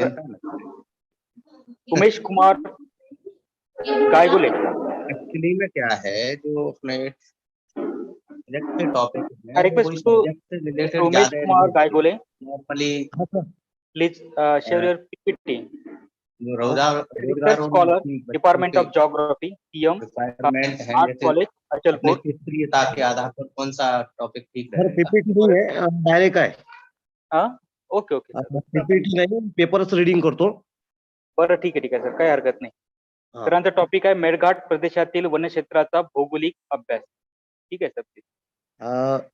चालू करू sir? हो ठीक आहे sir, चालू करा. हा, Sisodia sir. Sir नमस्कार sir. सर्वांना माझ्याकडून नमस्कार. माझा पेपरचं नाव आहे मेळघाट प्रदेशातील वनक्षेत्राचा भौगोलिक अभ्यास. आता माझं नाव आहे उमेश कुमार पुरुषोत्तमराव गायगुले आणि संशोधक विद्यार्थी आहो मी, सीएम कडी महाविद्यालय, आणि माझे मार्गदर्शक आहेत प्राध्यापक डॉक्टर प्रमोद बावनी सर. माझं जे कॉलेज आहे ते मेळघाटच्या एकदम पायथ्याशी वसल्यामुळे आणि मेळघाटचाच विषय मी त्यामुळे निवडला. आणि मेळघाट प्रदेशामध्ये वनक्षेत्राचा जो भौगोलिक अभ्यास आहे तो आपण रीड करणार आहोत. पण यामध्ये सारांश अगोदर वनक्षेत्राच्या दृष्टीने मेळघाट प्रदेश हा समृद्ध मानला जातो. मेळघाट प्रदेशात साग या वनस्पतीचे प्राबल्य हे मोठ्या प्रमाणात आपल्याला पाहायला मिळते. म्हणूनच असं मेळघाट परिसराचा वनक्षेत्राचा अभ्यास करणं हे महत्वाचं ठरते. मेळघाटच्या प्रदेशातील वनस्पतीवर प्राकृतिक घटकाचा परिणाम झालेला दिसून येतो. मेळघाट प्रदेशात प्रामुख्याने उष्णकटिबंधीय पानझडीचे जंगले आढळतात. या ठिकाणी वनवाढीचे नियंत्रण हे पूर्णपणे पावसावर अवलंबून आहे. मेळघाट क्षेत्र हे 75% वनांनी व्यापलेलं आहे. मेळघाट परिसरात चिखलदरा व धाडणी हे 2 तालुके अमरावती जिल्ह्यामध्ये येतात. यापैकी चिखलदरा हे 1500 चौरस किलोमीटर क्षेत्रात व्यापलेले आहे आणि महाराष्ट्रातील नव्हेच तर अमरावती जिल्ह्यातील एक पर्यटन स्थळ म्हणून या चिखलदराचं नाव लौकिक आहे. प्रस्तावना पाहू. पर्यावरणाच्या दृष्टीने जंगलाचं अनन्यसाधारण असं महत्व आहे. वाढत्या विकासाबरोबर वाढते प्रदूषण थांबविण्यासाठी व पर्यावरणाचे संतुलन ठेवण्यासाठी जंगले किंवा वने आवश्यक आहे. जर जंगले नसतील तर हे जग डुबून जाईल. वाढत्या लोकसंख्येमुळे वनाचं अमर्याद कत्तल होत आहे. त्यातच हरितगृह परिणाम, जागतिक तापमान वाढ, आम्लपर्जन्य, अवर्षण इत्यादी सारख्या समस्या ह्या आपल्याला भेडसावत आहेत. जर वनप्रदेश नसतील तर पृथ्वीचे तापमान एवढे वाढेल की संपूर्ण जीवसृष्टी नाहीशी होऊन जाईल. मेळघाट प्रदेश हा घनदाट जंगलांनी व्यापलेला आहे. सातपुडा पर्वतरांगेच्या कुशीत हा मेळघाट प्रदेश पसरलेला आहे. तसेच वाघ या प्राण्यासाठी असलेला व्याघ्र प्रकल्प हा मेळघाटातच या प्रदेशातच आहे. या ठिकाणी जैवविविधता भरपूर प्रमाणात आढळून येते. अभ्यास क्षेत्र मेळघाट घेतलेला आहे. मेळघाट प्रदेश हा घेतलेला आहे. आता मेळघाट प्रदेश घेण्याच्या मागचे हे कारण की मेळघाट प्रदेशाला एक इतिहास सुद्धा आहे. महाभारतामध्ये वैराट नावाचा राजा याच ठिकाणी होऊन गेला, म्हणून मेळघाट हा प्रदेश आम्ही घेतलेला आहे. मेळघाटमध्ये राहणारे व्यक्ती हे संपूर्णपणे आदिवासी आहेत आणि पूर्ण हा मेळघाट प्रदेश मागासलेल्या स्थितीत आहे आणि या ठिकाणी वनाचे प्राबल्य जास्त आहे. म्हणून प्रस्तुत शोध निबंध याकरिता महाराष्ट्रातील नंदनवन समजला जाणारा प्रदेश म्हणजे मेळघाट प्रदेश होय. निसर्ग सौंदर्याने नटलेला दऱ्याखोऱ्यांनी व्याप्त असा हा प्रदेश आहे. अमरावती जिल्ह्याच्या वायव्येला सातपुडा पर्वतात वसलेले हे ठिकाण म्हणजे मेळघाट प्रदेश होय. घाटांचा मेळ म्हणून मेळघाट म्हणून ओळखले जाते. धारणी, चिखलदरा या 2 तालुक्याचा समावेश मेळघाटामध्ये होतो. अकोट तालुक्याचा अंशतः भाग हा मेळघाट प्रदेशात होतो. अकोट तालुका म्हणजे अमरावती जिल्हा अकोला जिल्ह्याचा एक तालुका आहे अकोट. त्या अकोटचा अंशतः भाग या मेळघाट प्रदेशात येतो. चिखलदरावर धारणी परिसर हा अति घनदाट जंगलांनी वेढलेला असा प्रदेश आहे. या परिसरामध्ये 5 नद्या आहेत. त्यामध्ये सिपना, खंडू, खापरा, डोलार व गडगा या प्रमुख 5 नद्या असून पावसाळ्यामध्ये येथील प्रदेश पर्यटकांचे खास आकर्षण ठरते. मेळघाट प्रदेश मध्य भारताच्या सातपुडा पर्वतातील सर्वात मोठा वनाचा प्रदेश असून त्यामध्ये जैविक विविधता आढळते. भौगोलिक दृष्ट्या मेळघाट हा भारताच्या मध्यभागी असून महाराष्ट्र राज्याच्या अमरावती जिल्ह्यातील उत्तर बाजूस पसरलेला आहे आणि अमरावती जिल्ह्यातील प्रत्येक लोकांना मेळघाट प्रदेशाचं एक आकर्षण झालेलं आहे. आता मेळघाट प्रदेशाचा स्थान विस्तार बघू. मेळघाट प्रदेशाचा अक्षवृत्ती विस्तार आहे 20°13' उत्तर ते 21°25' उत्तर आणि रेखावृत्तीय विस्तार आहे 76°40' पूर्व ते 77°30' पूर्व इतका आहे. या प्रदेशाने 4004 चौरस किलोमीटर क्षेत्र व्यापलेलं आहे. इतका मोठा हा प्रदेश आहे. मेळघाटच्या पूर्व उत्तरेस मध्य प्रदेशाचा बैतूल जिल्हा, पश्चिमेस नेमाड जिल्हा आणि नैऋत्येस महाराष्ट्राचा बुलढाणा जिल्हा आहे. दक्षिणेस महाराष्ट्रातील अमरावती व अकोला जिल्हा आहे. मेळघाट प्रदेशाचे हवामान सर्वसाधारणपणे उष्ण व कोरडे आहे. परंतु चिखलदऱ्यामध्ये उन्हाळ्यामध्ये थोडंसं थंड वातावरण असते म्हणून त्या ठिकाणी चिखलदरा हे पर्यटनाचं विशेषतः उन्हाळ्यामध्ये आकर्षण ठरलेलं आहे. येथील अधिक तापमाने 46° पर्यंत आढळते. मेळघाटातील चिखलदरा हे पर्यटन स्थळ असून ते समुद्र सपाटीपासून 1130 मीटर म्हणजे 3700 फूट उंचीवर वसलेले आहे.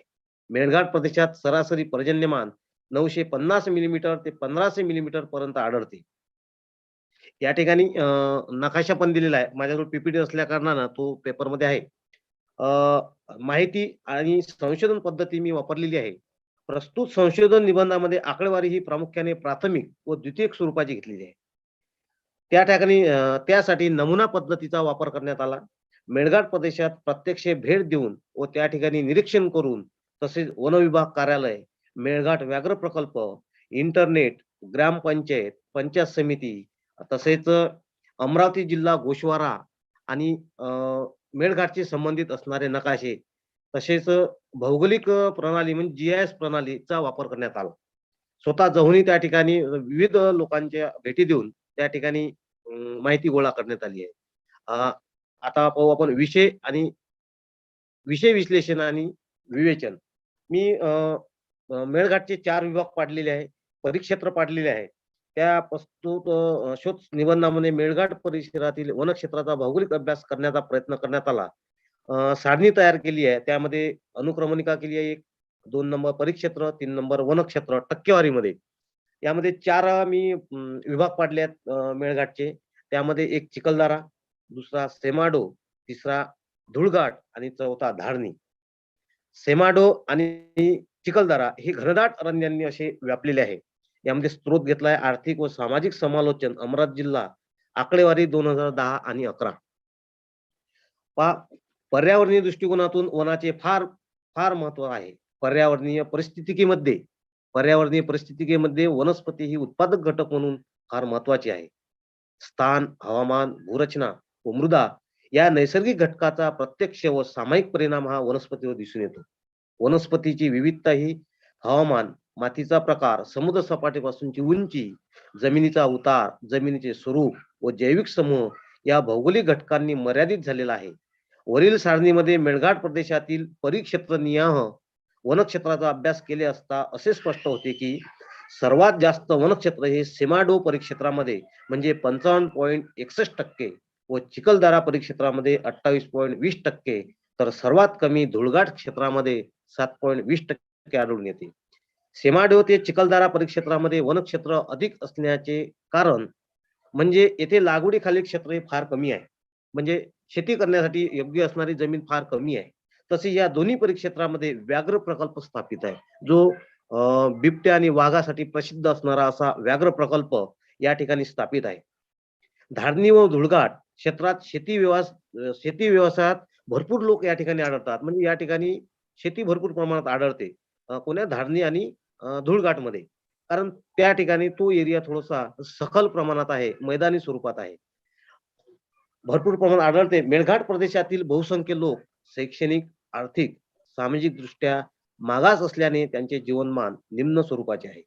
मेळघाट प्रदेशात वनसंपत्तीने श्रीमंत असून जनजीवनाच्या दृष्टीने गरीब आहे. या ठिकाणी बहुतांश लोक आदिवासी जमातीचे आहेत. मेळघाट वन परिक्षेत्रामध्ये प्रामुख्याने पानझडी वृक्ष जास्त प्रमाणात आढळतात. त्यामध्ये साग अतिमौल्यवान हा पानझडी वृक्ष या ठिकाणी आढळतो. तसेच जास्त प्रमाणात जर आपण जर या ठिकाणी विचार केला तर यामध्ये पळस, मोह, आंबा, बांबू, बोर, चिंच, खैर इत्यादी वनस्पती या ठिकाणी मोठ्या प्रमाणात आढळतात.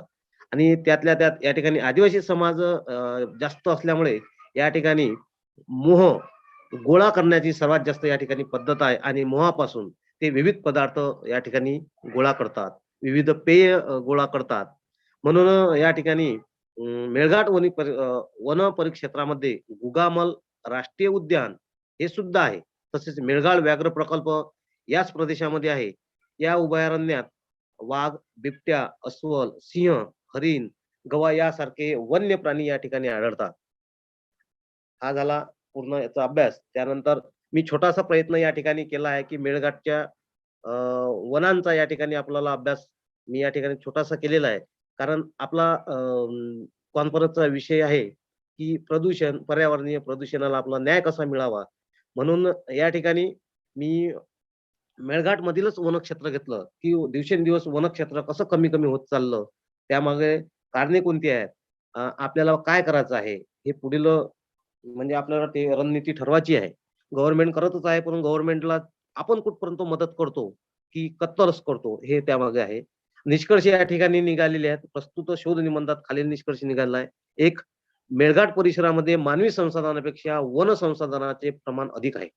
2, मेळघाटमध्ये मूल्यवान वनस्पती म्हणजे साग या जातीचे वृक्षाचे प्रमाण अधिक आढळते. 3, मेळघाट प्रदेशातील व्याघ्र प्रकल्प क्षेत्रामध्ये वनक्षेत्राची घनता ही अधिक प्रमाणात आढळते.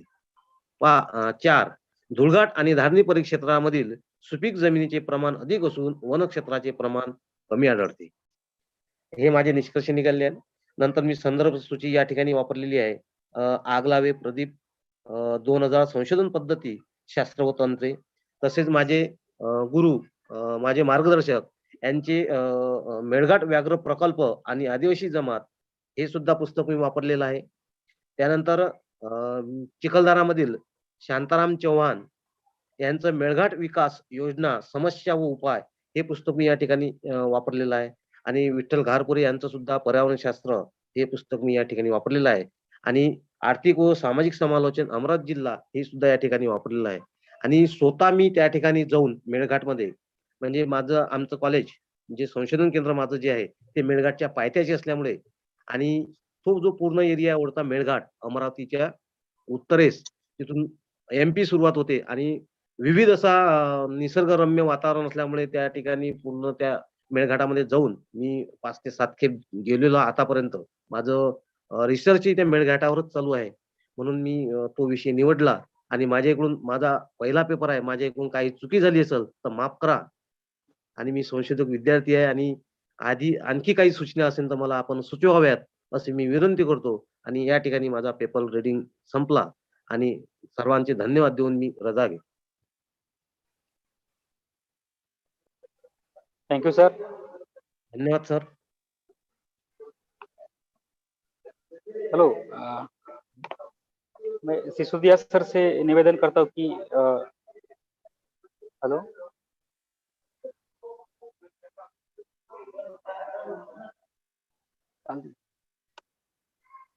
Any question for audience? जो ऑडियंस है उनके तरफ से अगर कोई क्वेश्चन होंगे तो आप यहाँ पे पूछ सकते हैं। मैं डॉक्टर सिसोदिया सर से निवेदन करना चाहता हूँ कि वो अगर कुछ इस पे कुछ पूछना चाहते होंगे तो पूछ सकते हैं। Sir Sisodia sir. कुछ नहीं पूछना सर, बहुत अच्छा हाँ है। हाँ, ठीक है ठीक है। मुझे मालूम है सर कि थोड़ा मराठी आती हाँ, नहीं है सर मेरे को। Okay okay okay sir. मैं ओके। थोड़ा सा आपको इसके बारे में यही बताना चाहता हूँ कि उन्होंने जो मेड़घाट एरिया है, जो मेड़घाट का जो पूरा एरिया है जो सातपुरा हाँ में है, हाँ उन्होंने हाँ हाँ उसके हाँ। बारे में उनकी रिसर्च जो है उनके बारे में बताया है कि मेड़घाट की भौगोलिक परिस्थिति क्या है और उनका जो लैटिट्यूड नहीं, वो लॉन्जिट्यूड तो है जी ना, जी। उसके बारे में उन्हें विस्तार से यहाँ पे प्रेजेंटेशन किया है। जी जी। Any question for audience? Okay, thank you sir. धन्यवाद सर.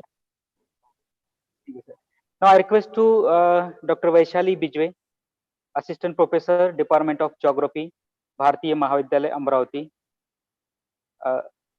इनका जो पेपर है वो है जनसामान्य मध्ये हॉट विषय जागतिक तापमान वाढ।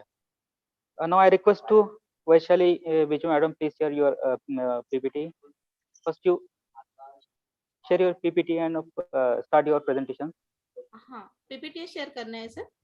हाँ हाँ सर, हाँ मैडम, पहले आप पीपीटी शेयर कीजिए और अपना जो प्रेजेंटेशन है वो स्टार्ट कीजिए।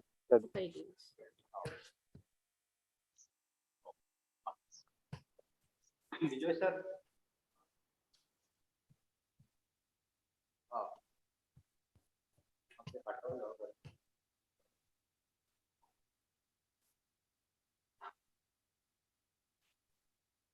हाँ मैडम, आपकी पीपीटी हाँ शेयर हो गया मैडम, स्क्रीन शेयर हो गया। Good afternoon all of you. Maharashtra Bhugolshastra Parishad Pune याच्या संयुक्त विद्यमाने ही होऊ घातलेली कॉन्फरन्स, यामध्ये आज मला माझा पेपर रीड करण्याचा जो चान्स मिळाला त्याबद्दल GS टोम्पे कॉलेज तसेच सर्व मान्यवरांचे सुरुवातीला मी अभिवादन करते. मी doctor Vaishali Bijwe, assistant professor, Bharatiya Mahavidyalaya Amravati. माझ्या पेपरचे टायटल आहे जनसामान्यामधील हॉट विषय जागतिक तापमान वाढ. मानवी समाजाला चालना देण्याकरिता सर्व संसाधनाचा उपयोग होत असतो, पण या संसाधनाची जपणूक व त्याचा योग्य वापर करणे ही काळाची गरज आहे आणि हेच पटविण्याच्या दृष्टिकोनातून खऱ्या अर्थाने या कॉन्फरन्सचे आयोजन केलेले आहे असे म्हणायला हरकत नाही. भूगोलातील सस्टेनेबिलिटी डेव्हलपमेंट हा शब्द जीवनात बऱ्याच ठिकाणी वापरला जातो. त्यात महत्वपूर्ण 3 विषय ढोबळमानाने वापरले जातात. त्यात सर्वात सुरुवातीला 1 नंबरवर येतो एन्व्हायरमेंट, त्यानंतर present generation and future generation हा विषय महत्वाचा मानला जातो आणि सगळ्यात शेवटी इकॉनॉमिक मॅनेजमेंट हा विषय तितकाच महत्वाचा मानला जातो. फ्युचर मध्ये मॅनेजमेंट हा शब्द खऱ्या अर्थाने खूप सुंदर असा शब्द आहे, पण फ्युचर मध्ये जर त्याचा वापर आपण योग्य प्रकारे आणि पूर्णपणे मॅनेजमेंटच्या दृष्टिकोनातून फ्युचरच्या दृष्टिकोनातून जर करत असू तर तो शब्द अतिशय महत्वाचा आणि अतिशय सुंदर असा बनतो. वैशाली मॅडम. हा सर. हा, तुमची स्क्रीन जी आहे ना ती हे येते, फुल करून घ्या तिला, पूर्ण याच्यात येत नाही.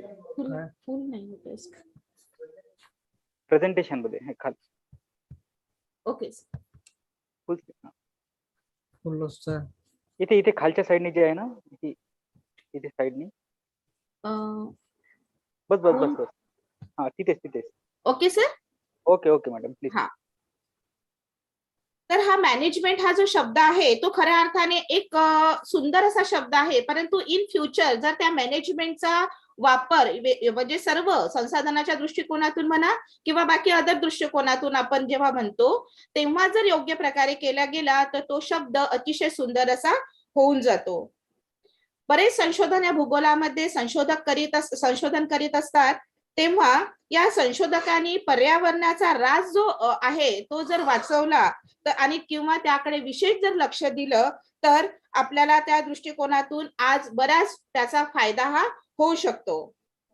आज जो मी विषय घेऊन आलेली आहे जनसामान्यामध्ये हॉट विषय जागतिक तापमान वाढ, तर या माझ्या पद्धतीने हा विषय मांडण्याचा आज मी प्रयत्न करणार आहे. तेव्हा या विषयाकडे आपण वळू. थोडक्यात मी प्रस्तावना अतिशय थोडक्या शब्दामध्ये आज इथे मांडण्याचा प्रयत्न करते. जागतिक तापमान वाढ हा विषय आज बराच मोठ्या प्रमाणामध्ये हॉट विषय म्हणून ओळखला जातो, परंतु आज प्रसार माध्यमाद्वारे देखील हा विषय बराच मोठ्या प्रमाणामध्ये चर्चेमध्ये असलेला आपल्याला दिसून येतो. तरी आज आपल्या असे निदर्शनास येते की याचा परिणामाबाबत जी आहे ती फारशी जागृती अजूनही झालेली दिसून येत नाही. नैसर्गिक साधन संपत्तीचे निर्माण करण्याची क्षमता विशिष्ट स्वरूपात जी आहे ती पृथ्वीची असलेली आपल्याला दिसते. जसे खनिज तेल आहे, खनिजे आहे, माती आहे, सुपीक जमीन आहे. मानवाचा ती वापरण्याचा वेग हा आपल्याला 19व्या शतकामध्ये बराच मोठ्या प्रमाणात वाढलेला दिसतो, कारण की 19व्या शतकामध्ये जी लोकसंख्या वाढ आहे, लोकसंख्येचा विस्फोट जो आहे तो खूप मोठ्या प्रमाणामध्ये आपल्याला झालेला दिसतो. त्यामुळे जी ही नैसर्गिक साधन संपत्ती आहे त्या नैसर्गिक साधन संपत्तीचा वापर हा मोठ्या प्रमाणामध्ये आपल्याला झालेला दिसून येतो. जीवसृष्टी असलेला सूर्यमालेतला पृथ्वी हा एकमेव ग्रह आपल्याला माहित आहे की हा असा एकमेव ग्रह आहे की ज्या ग्रहावर जीवसृष्टी आहे. आज विज्ञानाने बरीच प्रगती केलेली आहे, म्हणजे त्या प्रगतीच्या मागे म्हणजे जी वाढणारी लोकसंख्या आहे, त्यानंतर औद्योगिकीकरण आहे, आणि जेव्हा मानवाला आपल्या मूलभूत गरजा पूर्ण करायच्या असतात, अन्न वस्त्र निवारा, या गरजा पूर्ण करण्यासाठी तो प्रत्यक्ष किंवा अप्रत्यक्ष या पर्यावरणामध्ये ढवळाढवळ करीत असतो. आणि तेव्हा जंगल तोड ही सर्वात मोठी जी पर्यावरणाचा ऱ्हास म्हणू त्यासाठी घडणारी जी क्रिया आहे ती झपाट्याने होत असते. व त्यानंतर अमर्यादित जे वाहन आहे, ज्या वाहनांचा अमर्यादित वापर जो आहे तो होतो आहे, त्यामुळे सुद्धा बऱ्याच मोठ्या प्रमाणात त्याचा पोल्युशनवर खूप मोठ्या प्रमाणात परिणाम झालेला आपल्याला दिसून येतो. त्यानंतर 21व्या शतकामध्ये जी प्रगती करत आहे, तर दुसरीकडे या प्रगतीच्या वेगातून निर्माण झालेल्या एक समस्येने संपूर्ण जगावर भीतीचे वातावरण जे आहे ते निर्माण केलेले आहे. ही समस्या म्हणजे ग्लोबल वॉर्मिंग. खरं तर ग्लोबल वॉर्मिंग हा एक चिंतेचा आणि चिंतनाचा विषय आज आहे असं म्हणायला हरकत नाही. उद्दिष्टामध्ये मला थोडंसं सांगायचं आहे की जेव्हा त्यामध्ये तापमान वाढीमुळे होणाऱ्या परिणामाचा अभ्यास करणे. दुसरं माझं उद्दिष्ट मी यामध्ये मांडलेलं आहे ते असं आहे की पर्यावरणावर होणारा याचा विपरीत जो परिणाम आहे तो अभ्यासणे व मानवाच्या आरोग्यावर त्याचा काय परिणाम होतो याचा देखील अभ्यास करणे. तिसरं उद्दिष्ट डोळ्यापुढे असं ठेवलेलं आहे की कार्बन डायऑक्साईड जो वायू आहे त्या कार्बन डायऑक्साईड वायूचं वाढतं प्रमाण, त्याचा जीवसृष्टीवर होणारा परिणाम याचा आपल्याला अभ्यास करणे इथे गरजेचे आहे. त्यानंतर पर्यावरणाची बिघडलेली जी स्थिती आहे त्या स्थितीकडे बघता त्यावर मार्ग काढण्याच्या हेतूने या विषयाचा अभ्यास इथे मांडण्याचा मी प्रयत्न केलेला आहे. आपण ही डायग्राम जी पाहतो आहोत ही सुरुवातीला जी पृथ्वी आहे त्या पृथ्वीचं जे परिस्थिती आहे आणि त्यानंतर हे जे ग्लोबल वॉर्मिंग आहे त्यामुळे झालेली जी परिस्थिती आहे ती आपल्याला समोर दिसते आहे. या वातावरणामध्ये त्या कार्बन डायऑक्साईडचं प्रमाण अतिशय वाढल्यामुळे आज आपल्याला हे तापमानामध्ये जी हीट निर्माण झाली, उष्णता निर्माण झाली, ओझोन वायूचा जो थर आहे तो कमी झाल्यामुळे अतिनील किरणाची जी तीव्रता आपल्याला भोगावी लागते, त्यामुळे आज ही परिस्थिती पृथ्वीची आपल्याला झालेली दिसून येते.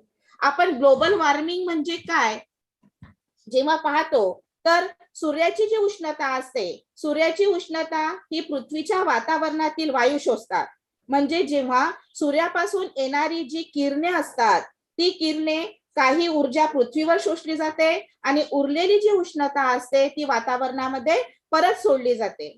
आणि याच प्रक्रियेमध्ये वायू प्रदूषके येतात व उष्णता वातावरणात न मिसळता हीट ट्रॅपिंग गॅस मध्ये अडकते आणि त्यामुळे पृथ्वीच्या तापमानात वाढ झालेली आपल्याला दिसून येते. आज वायू प्रदूषणाचा वेग आपल्याला बऱ्याच मोठ्या प्रमाणात वाढलेला दिसून येतो. हे जे सर्व प्रकारचं पोल्युशन आहे त्यामध्ये कार्बन डायऑक्साईड हा वायू जो आहे हा अतिशय घातक वायू आपल्याला टेम्परेचर वाढण्याच्या दृष्टिकोनातून दिसून येतो. सुरुवातीला हा वायू वातावरणामध्ये कमी प्रमाणात जेव्हा असतो तेव्हा त्याचा परिणाम तितकासा आपल्याला पर्यावरणावर होताना दिसत नाही. परंतु जेव्हा या कार्बन डायऑक्साईडचं प्रमाण हे वातावरणामध्ये वाढत जातं तेव्हा कार्बन डायऑक्साईड वायूचा पृथ्वीच्या तापमानावर खूप जास्त परिणाम होताना आपल्याला दिसून येतो. हरितगृह जे वायू आहेत त्या हरितगृह वायूपैकी काही वायू नैसर्गिक आहेत तर काही वायू मानवनिर्मित आहेत. त्या वायूमध्ये साधारणतः 5 प्रकारचे वायू आपल्याला इथे असलेले दिसून येतात. त्यामध्ये सर्वात पहिला नंबर येतो कार्बन डायऑक्साईड, दुसरा आहे मिथेन, तिसरा आहे नायट्रस ऑक्साईड, चौथा आहे नायट्रोजन ऑक्साईड आणि पाचवा आहे क्लोरोफ्लोरो कार्बन. यामध्ये कार्बन डायऑक्साईडचं जे प्रमाण आहे ते कार्बन डायऑक्साईडचं प्रमाण 61% आहे. त्यानंतर नंबर लागतो मिथेन, त्याचं 50% प्रमाण आहे. त्यानंतर नायट्रस ऑक्साईडचं प्रमाण लागतं ते आहे 4%, नायट्रोजन ऑक्साईड आहे 6% आणि क्लोरोफ्लोरो कार्बन जो आहे तो आहे 9% आणि इतर जे वायू आहे त्या इतर वायू आहे तर 5%. असं एकंदरीत 100% या वायूचं प्रमाण आपल्याला असलेलं दिसून येतं. नायट्रस ऑक्साईड, मिथेन वायू आणि त्यानंतर क्लोरोफ्लोरो कार्बन जो आहे याचा एकत्रित परिणाम जो आहे तो आपल्याला या तापमान वाढीवर होताना दिसून येतात. हे वायू जे आहे वातावरणातील उष्णता कमी करण्यामध्ये मदत करणारे असे वायू आहे. या वाढत्या हरितगृह परिणामामुळे जागतिक तापमान जी आहे ते वाढत असलेलं आपल्याला दिसून येतो आणि त्याचमुळे आपल्याला हवामानात सुद्धा बदल घडत असलेले दिसून येतात. कोळसा, लाकूड, खनिज तेल यासारख्या इंधनाच्या ज्वलनातून सल्फर आणि नायट्रोजन वायू जे आहे ते निर्माण होतात आणि त्यामुळे सल्फ्युरिक आम्ल, नायट्रस आम्ल आणि नायट्रिक आम्ल जे आहे ते तयार होताना दिसून येते. जेव्हा हे आम्लाची प्रक्रिया घडते तेव्हा जेव्हा आपल्या पृथ्वीवर आम्ल वर्षा जेव्हा होते त्याचे बरेच घातक परिणाम आपल्याला त्यामुळे बघायला मिळतात. इंधनाचं जे ज्वलन होते त्या इंधनाच्या ज्वलनामधून सोडियम ऑक्साईड, नायट्रोजन ऑक्साईड आणि कार्बन डायऑक्साईड हे आपल्याला वातावरणामध्ये ही ऑक्साईड जी आहे ही वातावरणामध्ये आपल्याला स्प्रेड होताना दिसतात. त्याचं आम्लामध्ये रूपांतर होते आणि जेव्हा पाऊस पडतो तेव्हा तो जो पाऊस असतो तो आम्लवर्षा म्हणून ओळखला जातो आणि त्या आम्लवर्षेचा प्राणी आणि वनस्पती यावर खूप जास्त घातक परिणाम आपल्याला होताना दिसून येतात. या आम्लवर्षाचा एक महत्वाचा परिणाम म्हणजे मृदेची जी सुपीकता आहे ती मृदेची सुपीकता त्यामुळे कमी होते. मृदेची सुपीकता कमी होणे म्हणजे ऑटोमॅटिकली आपल्याला जे प्रोडक्शन आहे ऍग्रिकल्चर प्रोडक्शन जे आहे त्यावर सुद्धा त्याचा परिणाम झालेला दिसून येतो. त्यामुळे पाणी जे आहे ते पाणी सुद्धा दूषित झालेलं दिसून येतो. त्यामुळे जलचर प्राणी, वनस्पती आणि सजीव यांच्यावर सुद्धा त्याचे बरेच वाईट परिणाम होऊन आपल्याला प्राणहानी अशा प्रकारे झालेली दिसून येते. त्यानंतर या आम्लवर्षा जो आहे या आम्लवर्षाचा एकंदरीत परिणाम जो आहे तो आपल्याला बऱ्याचशा इमारती, पुतळे, ऐतिहासिक वस्तू, पूल, धातूच्या मूर्ती तसेच कुंपणे म्हणजे जे लोखंड आपण म्हणतो लोखंडाचं किंवा बाकी इतर धातूंपासून जे बनलेलं कुंपण वगैरे आहे किंवा स्टॅच्यू आहे, काही पुतळे किंवा बाकी अदर ज्या काही वस्तू आहे त्याच्यावर सुद्धा आपल्याला या आम्लवर्षेचा खूप जास्त परिणाम होताना दिसून येतो. कारण की त्यामुळे त्याचं क्षरण म्हणजे जी आहे विदारणाची जी क्रिया आहे ती विदारणाची क्रिया होताना आपल्याला दिसून येतो. वनस्पतीमध्ये ही आम्ल जे आहे ते शोषलं जातं आणि जी फूड चेन आहे किंवा फूड वेब जी आहे त्या फूड चेनवर आणि फूड वेबवर आपल्याला त्याचा खूप जास्त परिणाम होताना या आम्लवर्षेचा दिसून येतो. जागतिक तापमानवाढ होण्यास काही महत्वपूर्ण कारणे आहेत. त्यामध्ये सगळ्यात पहिला कारण म्हणजे जंगलतोड आहे. त्यानंतर दुसरं कारण आहे ओझोन वायूचा जो थर आहे तो विरळ होणे. तिसरा आहे लोकसंख्या विस्फोट, चौथा आहे रासायनिक खते आणि जंतुनाशके, पाचवा आहे स्वयंचलित वाहने. या सर्व ज्या बाबी आहे, या सर्व बाबींचा जागतिक तापमान वाढीवर खूप मोठ्या प्रमाणात परिणाम होताना दिसून येतो. ओझोन वायू जो आहे, हा ओझोन वायू आपल्याला माहिती आहे की ओझोन वायू ही एक पृथ्वीची संरक्षक छत्री म्हणून ओळखला जातो. त्यामुळे सूर्यापासून येणारी जी अतिनील किरण आहे, ती अतिनील किरण पृथ्वीवर डायरेक्ट न पोहोचता ती वातावरणामध्ये गाळली जातात ओझोन वायूच्या थरामुळे, आणि आपल्याला सहन होण्यासारखी आपण जी किरण आहे ती पृथ्वीपर्यंत पोहोचतात. परंतु हा ओझोन वायूचा जो थर आहे तो विरळ झाल्यामुळे आपल्याला ही अतिनील किरणाचा जो मारा आहे तो आपल्या सजीवांवर होतो, आणि त्यामुळे बरेचसे त्वचेचे रोग, त्याचा परिणाम प्राण्यांवर सुद्धा झालेला आपल्याला दिसून येतो, आणि बरेचसे वाईट परिणाम त्यामुळे आपल्याला त्याचे भोगावे लागतात. आता या जागतिक तापमान वाढीचे साधारणतः थोडक्यामध्ये अति मोजक्या शब्दांमध्ये मी तुम्हाला काही परिणाम जे आहेत ते कशा स्वरूपाचे असतात ते सांगते. त्यामध्ये एक आहे तापमान वाढीमुळे वारे व पर्जन्य यात मोठे बदल होतात व हवामानातील बरेच बदल झालेले त्यामुळे दिसून येतात. त्यानंतर तापमान वाढीमुळे अतिनील किरणाच्या संपर्कात आल्याने त्वचेच्या कर्करोगाचे जे प्रमाण आहे ते वाढलेले दिसून येते. त्यानंतर ध्रुवीय प्रदेशातील बर्फ वितळण्याचे प्रमाण जे आहे ते आपल्याला यामुळे वाढलेले दिसते.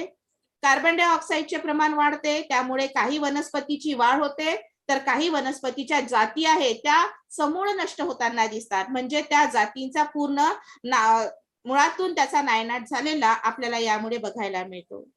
त्यानंतर पर्यावरणात फार मोठ्या प्रमाणात बदल होतात, त्यामुळे त्याचा मानवी आरोग्यावर खूप जास्त विपरीत परिणाम झालेला आपल्याला दिसून येतो.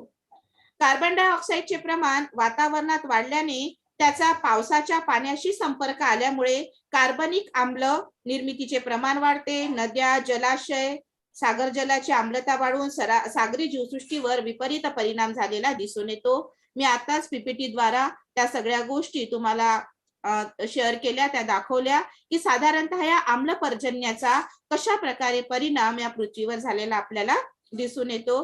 त्यानंतर भूप्रदेशाची शुष्कता वाढून पर्जन्याचे प्रमाण कमी होते आणि कृषी उत्पादनात सुद्धा मोठ्या प्रमाणामध्ये घट झालेली आपल्याला यामुळे दिसून येते.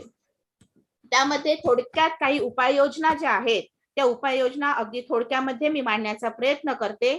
त्यामध्ये एक आहे की कोळशापासून वीज निर्मिती न करता पर्याय म्हणून पवन ऊर्जा, अणुऊर्जा व जलविद्युत याचा विकास करावा. नंतर आहे नवीन वनस्पतीची लागवड करणे, तसेच जंगल तोडीवर निर्बंध आणणे. त्यानंतर हरितगृह वायू मोठ्या प्रमाणात जमिनीच्या वापरामुळे उत्सर्जित होतात. रासायनिक खतांचा, बियाणांचा वापर न करता, याचा कीटकनाशकांचा वापर न करता आपण सेंद्रिय खताचा वापर जास्तीत जास्त प्रमाणामध्ये करणे याकडे लक्ष दिलं पाहिजे. त्यानंतरचा पॉइंट आहे उपाययोजना म्हटल्या जाईल की लागवड पद्धत, पीक पद्धत आणि जास्त उष्णतामान सहन करणारे बियाणे याचा शोध घ्यावा.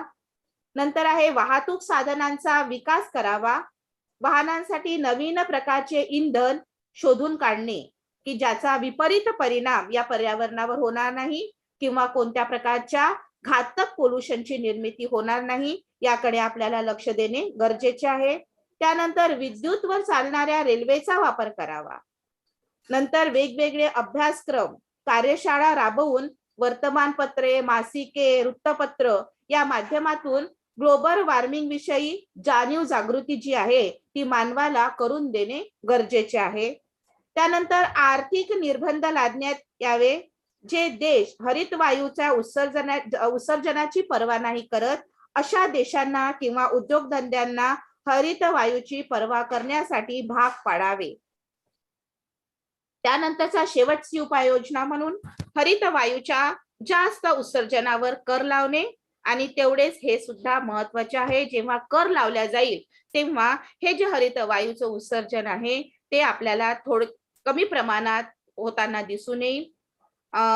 आज हा जो विषय आहे जनसामान्यामध्ये हॉट विषय जागतिक तापमान वाढ, हा विषयाचा जेव्हा अभ्यास मी केला त्या अभ्यासासाठी मला महत्वपूर्ण काही बुक्स जे आहे ते बुक्स इथे महत्वाचे उपयोगी पडले. त्यामध्ये पहिल्या नंबरचं बुक जे मी वापरलं आहे ते आहे पर्यावरण शास्त्र. ते आहे डॉक्टर विठ्ठल घारपुरे यांचं पर्यावरणीय शिक्षण आहे. डॉक्टर प्रकाश सावंत यांचं इन्व्हायरमेंटल सायन्स आहे. SC संत्रा या सरांचं. त्यानंतर पर्यावरण प्रदूषण डॉक्टर अरुण रघुवंशी, पर्यावरण भूगोल डॉक्टर शैलजा सांगडे आणि पर्यावरण अभ्यास डॉक्टर सुरेश फुले. तर इथे आज मला माझा पेपर रीड करण्याचा जो चान्स मिळाला त्याबद्दल GS टोंपे कॉलेज तसंच सर्व मान्यवरांचे परत एकदा आभार मानते, धन्यवाद देते आणि इथे माझा जो विषय आहे तो मी संपविते. Thank you. Thank you madam. Any question for audience?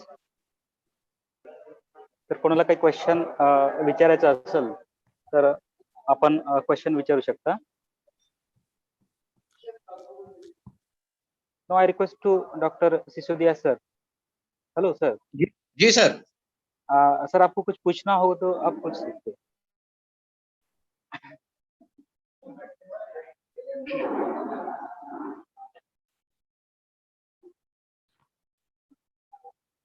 Hello.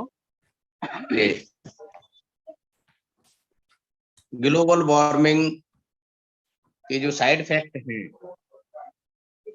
उन पर विस्तार पूर्वक अपना शोध पत्र प्रस्तुत किया है, जिसमें इन्होंने का जो मूल फोकस रहा वो ऊर्जा के गैर परंपरागत स्रोतों की ओर लोगों का रुझान बढ़ाने पर. ये वर्तमान की वास्तव में ही बहुत जरूरत है. तभी सस्टेनेबिलिटी आएगी जब हम जो हमारे संसाधन हैं वो नव्य संसाधनों की ओर हम उन्मुख हों. आपने बहुत अच्छा प्रेजेंटेशन किया, बहुत बहुत बधाई आपको. Thank you sir. Thank you. Thank you sir. Thank you madam. Now I request to Dr. Nilesh Chopde, Assistant Professor, PG Department of Geography, late NA Deshmukh College, Chandur Bazar.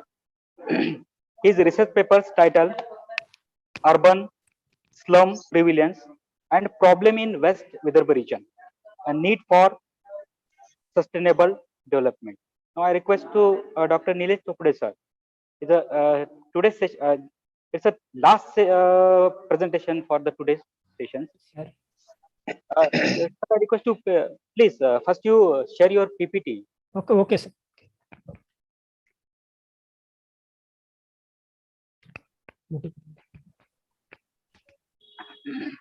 Hello. Yes, sir. Okay. Good afternoon to all of you, sir. Sir, your PPT is visible, but please select a full mode, Full mode मध्ये करू. full screen. Okay, sir. Okay.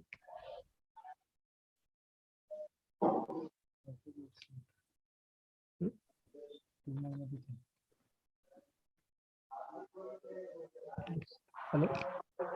Yes, sir. Okay. Honorable research persons and participant is the subject of my research. Urban slum prevalence and problems in West Vidarbha region, a need for sustainable development. Abstract: more than 1 billion people in the world live in slums. This is likely to increase significantly in a few years. The majority of slums are located in economically less developed areas.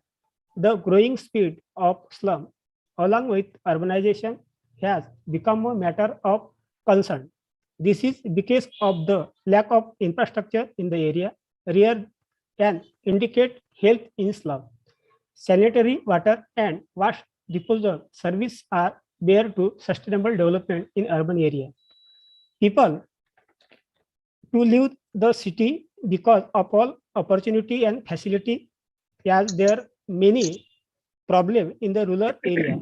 Cities are also considered an uncertain sources of resource utilization and vast generalization, and greenhouse gas emission, but urban slum are the result of informal, illegal, and unplanned urban growth. That way, the United Nations has set an agenda to provide safe and affordable housing with basic service to slum dwellers by 2013.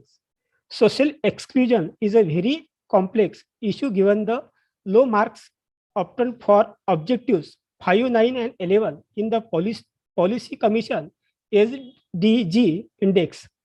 This situation indicates that the development process is beginning encouraged by the exclusionary attitude. This means that sustainable development need to be done as the benefits of development do not reach the poor every today. This research is to find solution to the major problems in urban slum. Present situation, the census report identify 13.8 million household, about 64 million people located in the city slum noted that 17.4% of all urban households, which account for roughly a third of Indian 1.2 billion people, census 2011, slum population, India, Maharashtra, and West Vidarbha. Definition of slum. A slum is a highly populated urban residential area consist of the denser packed housing units of weak building quality. Study region, the district of Vidarbha in Maharashtra, Amravati, Akola, Yavatmal, Wasim, and Buldana are now as a West Vidarbha. The area is now as Warhad. It is bounded on the northern by Madhya Pradesh and on the southern by Karnataka. Next, objective of research. The main objective of this research is to find solution to the major problems in urban slum. Data collection and methodology. For the statistical use, secondary and statistical data are collected from census 2011 and Policy Commission report. Analyze. Okay. Hello, हो sir. तुमची जे screen आहे ती move होत नाही होते आणि त्याला full mode मध्ये फुल स्क्रीन करा. Full screen full screen. Okay sir, एक मिनिट. नेक्स्ट स्लाइड करून पहा, कारण मला वाटतं ती मूव्ह होत नाही. एक मिनिट.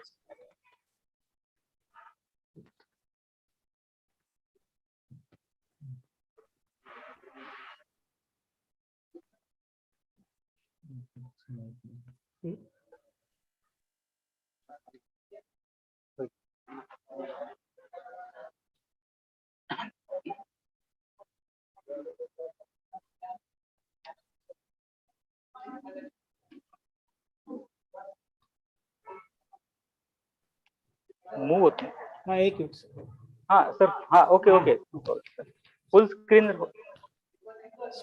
फुल स्क्रीन झाली sir?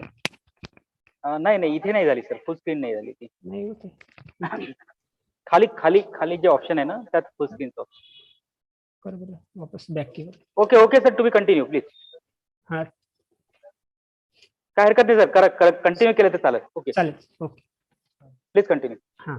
Data collection and methodology. For the statistical use, secondary and statistical data are collected from the census 2011 and Policy Commission report. Analysis of population in urban slum is shown by line graph, bar graphs, and the regression line is used to show the correlation of two elements.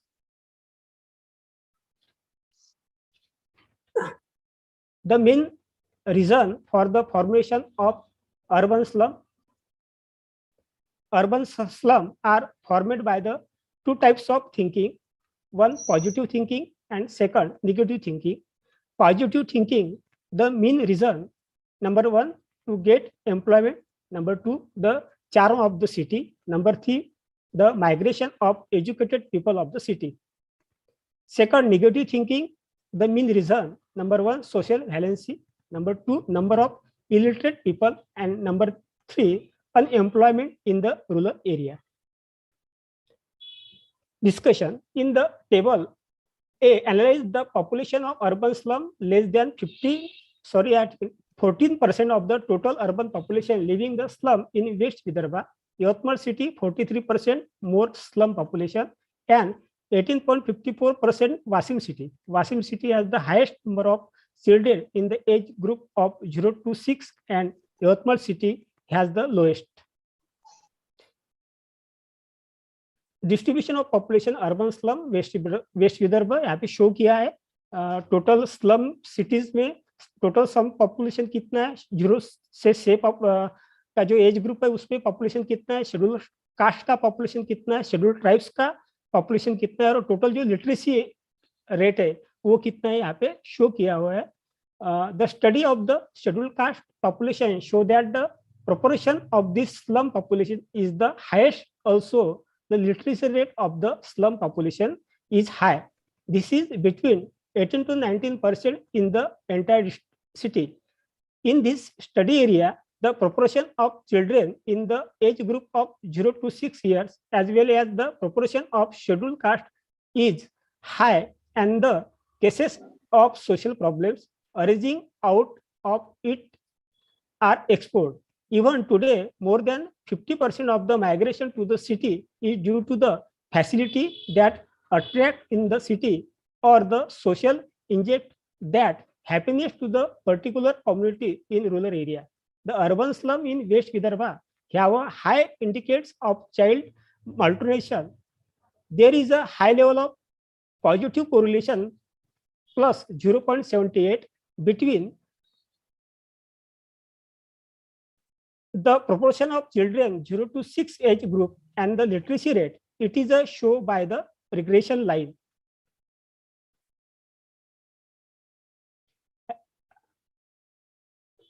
Problems in the field of study. One, in the field of research, the percentage of children is high and a large number of children are engaged. Number two, lack of basic necessities like food, clothing, and shelter. Number three, lack of the employment has created social problems like vacancy. Conclusion, West Vidarbha has a high proportion of backward population among the slum dwellers. The correlation between literacy rate and population in the age group of 0 to 6 is found to be plus 0.78. That it is a reason for the formation of urban slum in the study area are positive thinking and the unemployment, the lack of employment and the charm of the city. Measure of slum development. Number one, eliminated dirty settlement. Number two, implementing sewage same. Number three, education and health improvement. Number four, sewage management. And number five, everyone has their own home. And last, sustainable management and planning to create agribusiness in the field of agriculture in rural area. Number two, implementing every food, clothing, and shelter. And number three, enforcement of the law of social valency. Thank you. Thank you, sir. Now I request to audience. Any question for audience?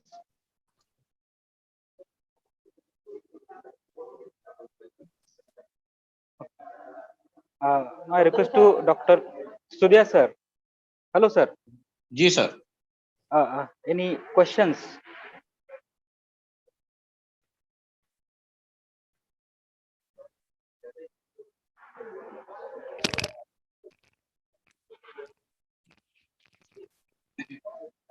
कोई question नहीं सर. Okay, okay, sir. Okay. Thank you, sir. जी. Now I request to Honorable Dr. Sisodiya sir to say few words on this occasion. मैं Sisodia sir से निवेदन करता हूँ कि वो अपना मनोगत व्यक्त करें. सर से मेरी रिक्वेस्ट है कि अगला कार्यक्रम जल्दी ही चालू होने वाला है, इसलिए सर आप 5 मिनट में थोड़ा सा जी जी जो पार्टिसिपेंट है उनको थोड़ा गाइड करें. जी जी.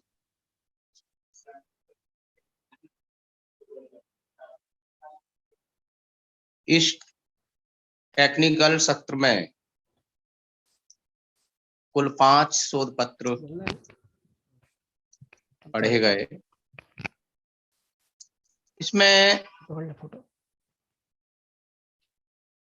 जो फर्स्ट प्रेजेंटेशन दिया था doctor Deepa Patil, second presentation doctor Sanjay Bainse, third Shivanand Jadhav ji और फोर्थ वैशाली बिजवे और फिफ्थ डॉक्टर नीलेश चौपड़े। आपने एक तो सबसे बड़ी समस्या मेरे सामने ये है कि मुझे 5 मिनट का वक्त दिया है।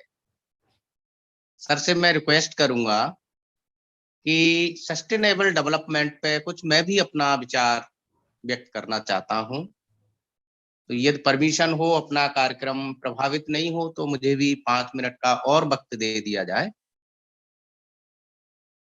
सर,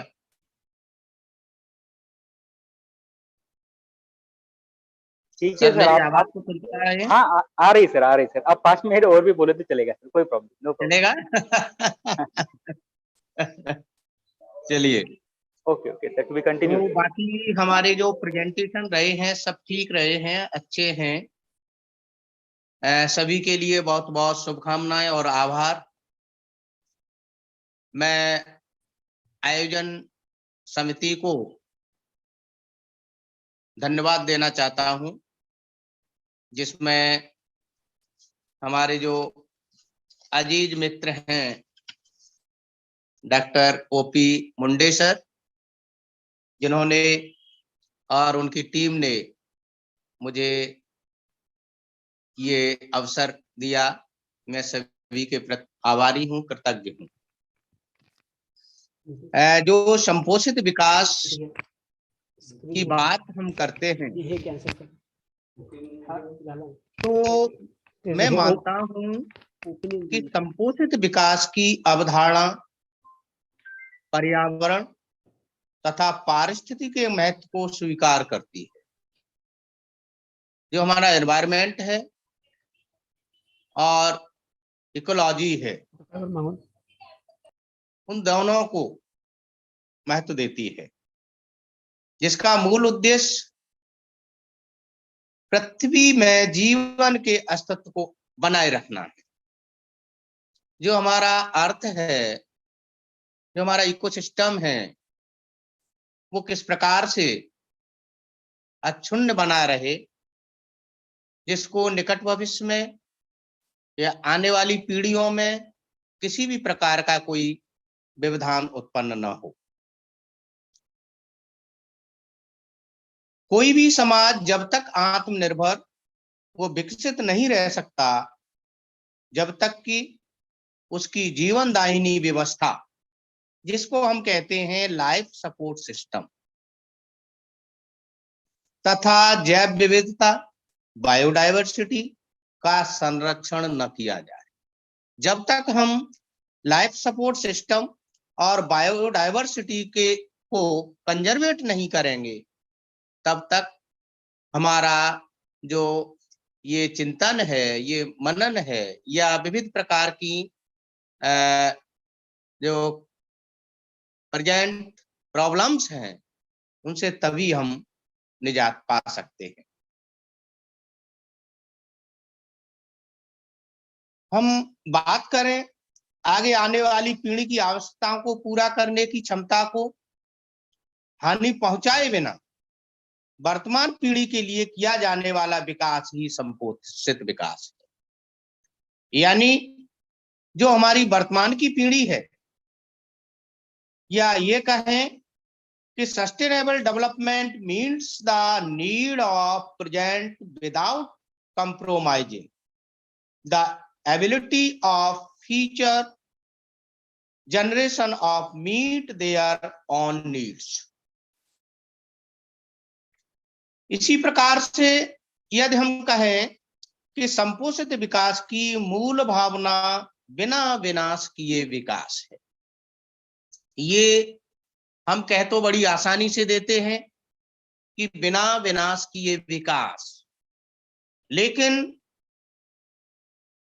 जब हम किसी भी एरिया में डेवलपमेंट करते हैं तो उस डेवलपमेंट के बाद कुछ न कुछ हमें विनाश करना होता है। बिना विनाश किए विकास की जो कॉन्सेप्ट है वो कॉन्सेप्ट कहिए सितंबर 2002 में संपोषित विकास पर विश्व सम्मेलन का आयोजन किया गया, जिसमें United Nations conference on sustainable development, इस सम्मेलन में पारिस्थितिकी अनुसार आर्थिक सामाजिक विकास की योजनाएं सुनिश्चित करने की बात पर बल दिया गया।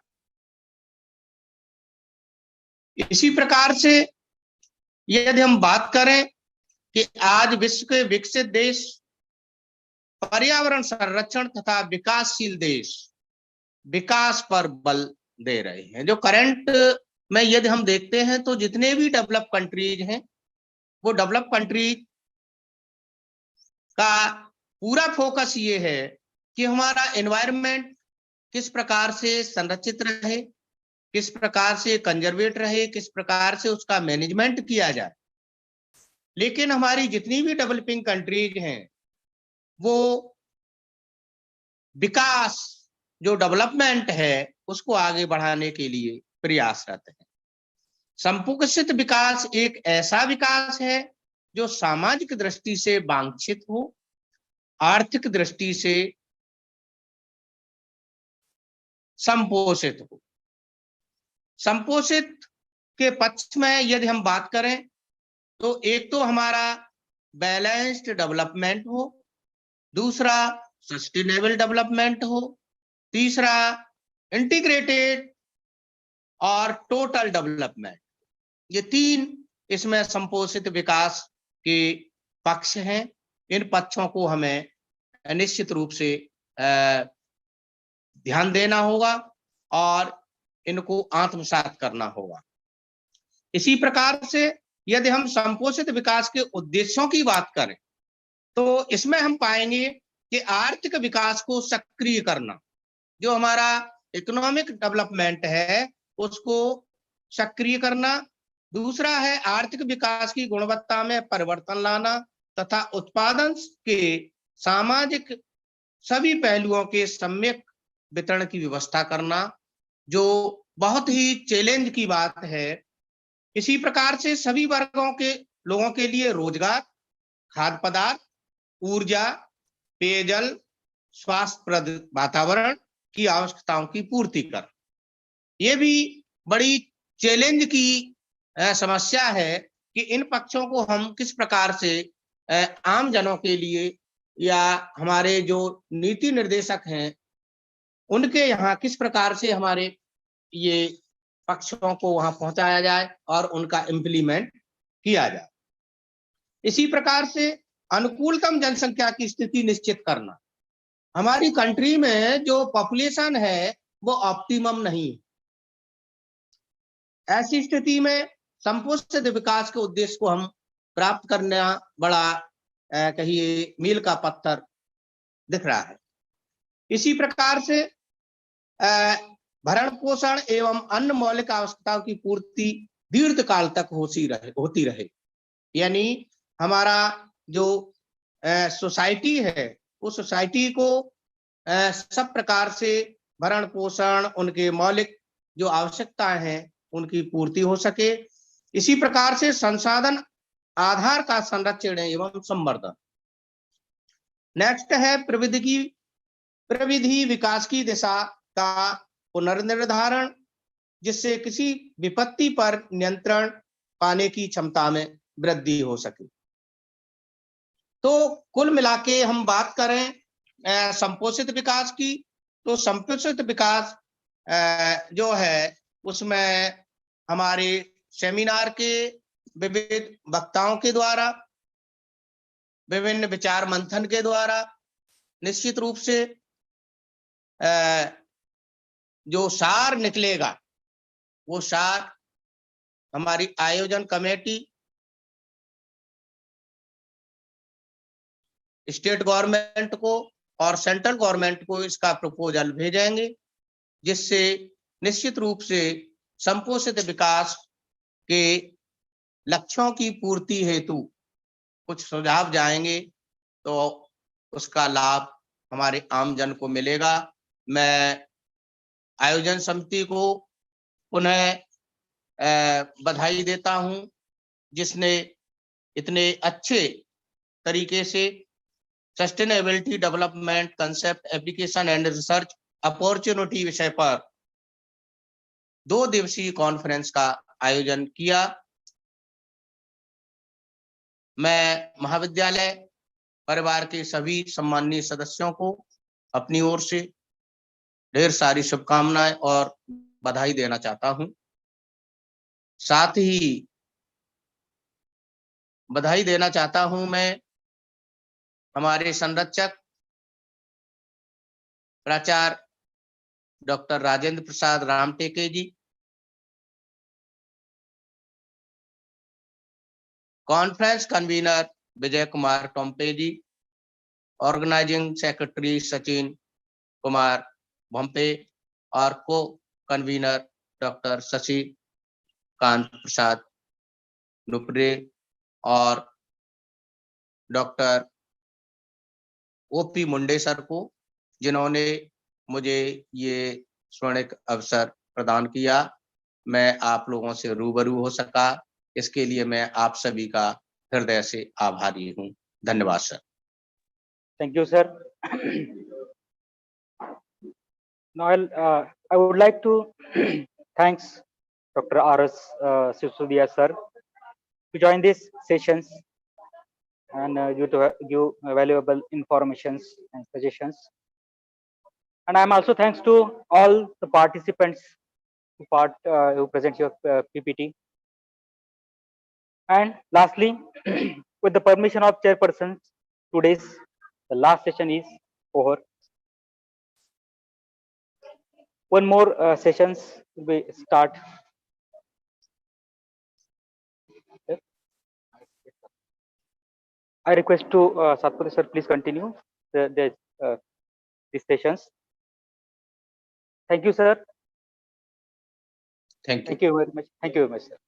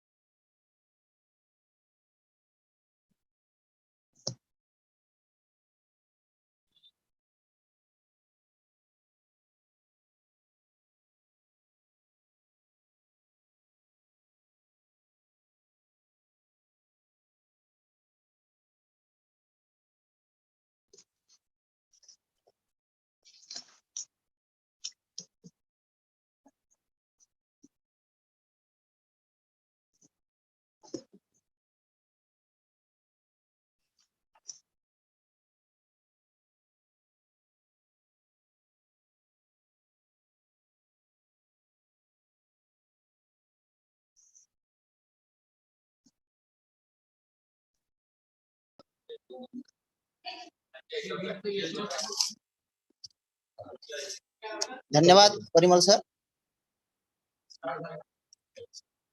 GS Tumpe art commerce and science college Chandur Bazar, district Amravati, Maharashtra, department of geography and Maharashtra Bhugol Shastra परिषद पुणे, 2-day नॅशनल कॉन्फरन्स।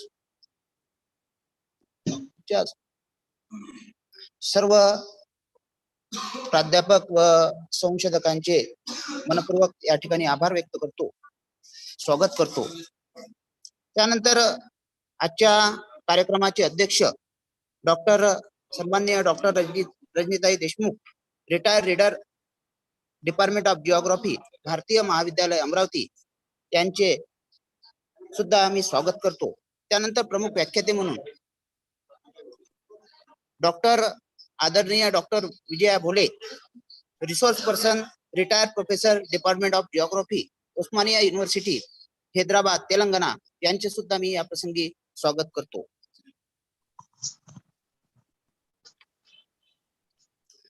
सर्व प्राध्यापक आणि संशोधकांचे पुन्हा एकदा स्वागत करून या टेक्निकल सेशनला मी सुरुवात करतो. त्यानंतर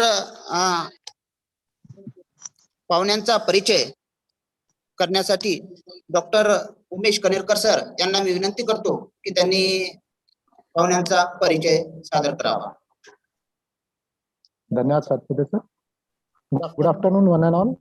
I once again welcome you in today's National Conference on Sustainability Management, Concept, Application, and Research Opportunity. We have with us Dr. Rajni Deshmukh ma'am as a president for this session. She is ex-HOD, PG Department of Geography, Bharatiya Mahavidyalaya, Amravati. She has 35 years of teaching experience. She specializes in geomorphology, agri, bio, and population geography. She is PhD supervisor in Sant Gadgebaba Amravati University and Rashtrasant Tukadoji Maharaj Nagpur University. She has also worked as a BOS member. 21 students awarded PhD degree under her supervision. She has published many research papers in national and international journals and presented as well. She has also presented 2 papers in international conferences, one in Glasgow, UK in 2004 and other in interdisciplinary conference held at Dubai in 2017. She is life member of Maharashtra Bhugol Shastra Parishad Pune, DGS Pune, Kolhapur Geographic Society and Brahmavarth Geography Society of India, Kanpur. She is chief editor in Government of Maharashtra State Patya-Pustak Mandal, Balbharti, and as a member published textbook of geography for class 6 to 12 from year 2014 to 2020. She is author of 2 books, that is Bhurup Shastra and Havaman Shastra. The DGS Society, Mithila University, Bodh Gaya, Bihar, gave her Best Geographer Award in 2016. She retired in the year recently. Now, I welcome you, ma'am. We have with us our distinguished resource person, Dr. Vijaya Bhole, madam. Professor Vijaya Bhole has joined the Department of Geography, Osmania University in 1979 as assistant professor. Before, she worked as scientist in NRSC during 1977 to 79.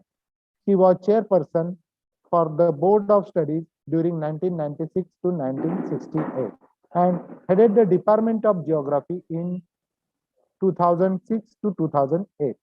She held various positions in the Department of Geography like coordinator, UGC Fees, UGC Assist, and UGC Special Assistant Program. She was resource person and visiting fellow to various universities. Number of students obtained MPhil and PhD degrees under her supervision. She was the member of Andhra Pradesh State Level Expert Appraisal Committee for Environment Clearance gazetted by Ministry of Environment and Forest during 2010 to 2013.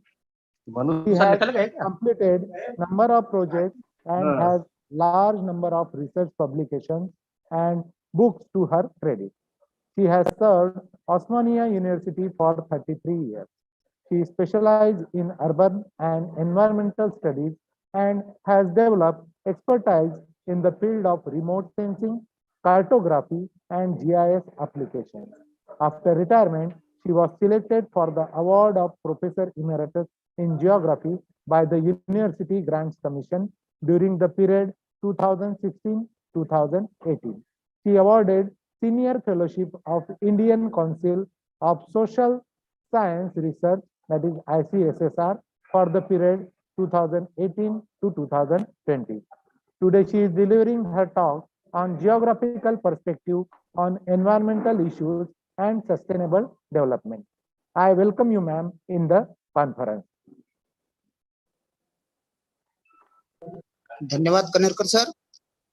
आजच्या या technical सेशनचे प्रमुख व्याख्याते doctor Vijaya Bhole, research person, retired professor, department of geography, Osmania university, यांना मी अशी विनंती करतो की त्यांनी आपल्या मार्गदर्शनाला सुरुवात करावी.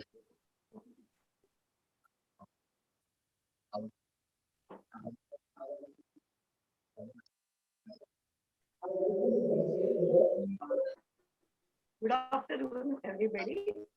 Yes, ma'am.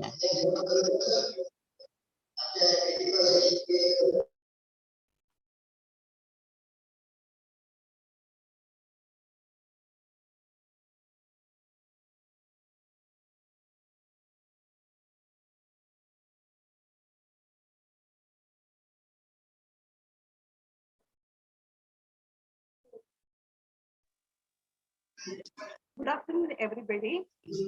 Are you able to see the screen? Yes, ma'am. Yes, ma'am. Okay. Start.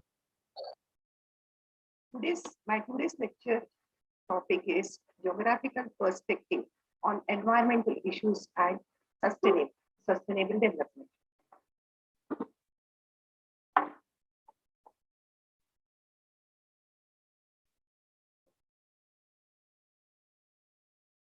Geography is considered as the study of man-environmental relationship from the spatial perspective. Environment is one of the major focus of geographical studies. Environment has always been the backdrop throughout the methodological debate in the geographical studies. Dualisms like determinism and causalism is related to man-environmental relationship. Environmental issues are today no longer confined and debated by the academics, scientists, but also has drawn the attention of common man. Geographers, besides identifying the complex relationship between man and their physical environment, has the capability of locating the distribution of such relationship in space and time, and mapping them and exploring the causes and variations in their distribution. No other discipline can boast of such a richer heritage of study of man-environmental relationship than geographers. The study of environment has always been associated with geographers, but with varying degree of significance during successive phases of methodological development of the subject. Development versus environment. The man's quest for economic progress and development has continually altering the natural environment. Development is generally accepted as a process that attempts to improve the quality of the people. Many developmental projects like multipurpose irrigation projects brought prosperity to the mankind, have caused colossal loss or damage to environment and destruction of the ecological balance. Industrial growth and use of chemical fertilizers has posed serious problems by polluting air, land, water, not only in urban industrial areas, but also in rural areas. Gaseous emissions due to industrialization and automobiles include sulfur dioxide, nitrogen oxide, carbon monoxide, etc. The major polluting industries include drugs, pharmaceutical, distillery, cement, fertilizers, thermal power plants, etc. The developmental activities resulted into large-scale deforestation, pollution, poverty, etc. The need of the hour is development without destruction. Depletion of natural resources. Resources are fundamental for the economic growth and development of human society, but their mode of withdrawal from the nature and their use by human beings have adverse effect on the environment. Natural resource base is of great concern to the present day society and for the future generations. They are getting depleted due to the rapid pace of industrialization and other developmental activities. Extraction of mineral resources have adverse impact on environment and biotic life. Some resources like petroleum, natural gas, and coal are finite and accumulated over a period of time. Environmental issues. Some of the major environmental issues that are faced today are global warming, ozone layer depletion, acid rain, deforestation, biodiversity, water pollution, desertification, waste disposal, land degradation, and use of hazardous waste. Global warming.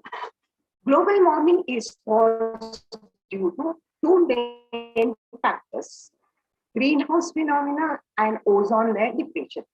The predicted effect of the global warming includes higher sea levels, higher temperatures, variable climatic conditions, that is climate change. These changes are expected to cause a significant impact on agriculture and ecosystem. The concept of global warming and ozone layer depletion are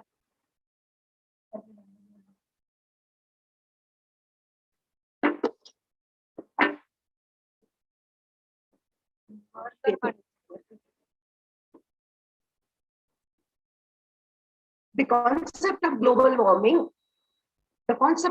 warming and ozone layer depletion are the contemporary causes and issues and part of climatological studies in geography.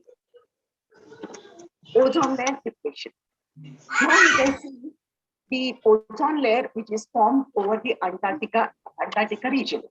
The depletion of stratospheric ozone is leading to more penetration of ultraviolet rays, leading to higher temperature and global warming.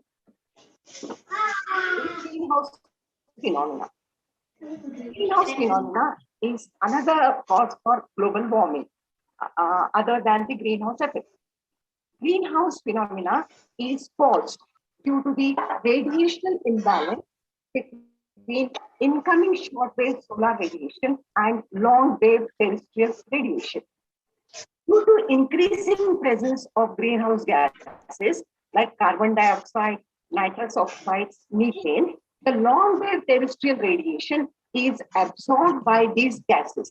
Therefore, the heat is retained or trapped in the lower parts of the atmosphere, causing global warming.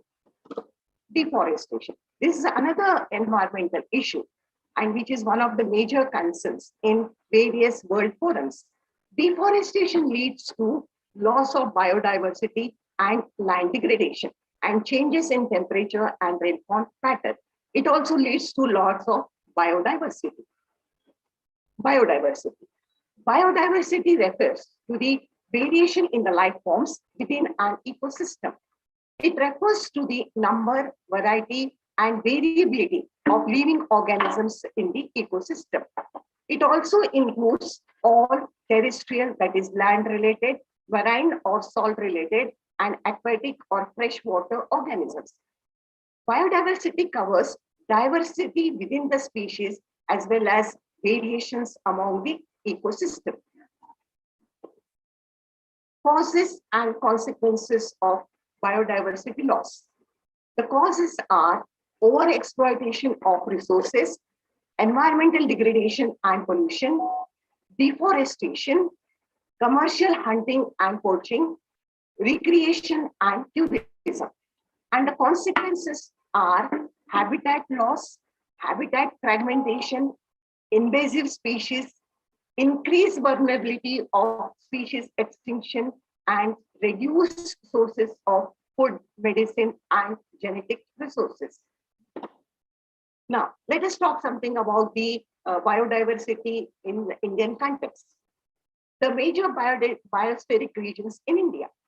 Biospheric reserves are protected areas to preserve genetic diversity of representative ecosystems. Biospheric regions are identified to conserve diversity and integrity of plants, animals, and microorganisms. Potential locations are identified in India as sites of biospheric reserves such as Western Ghats, Nilgiris, Nanda Devi, Nokrek, Great Nicobar, Gulf of Mannar, Sundarbans, Shimlipal, etc. Now, these are the names of few biospheric regions in India. Now, the major biospheric regions which are considered as the hotspot areas are shown here.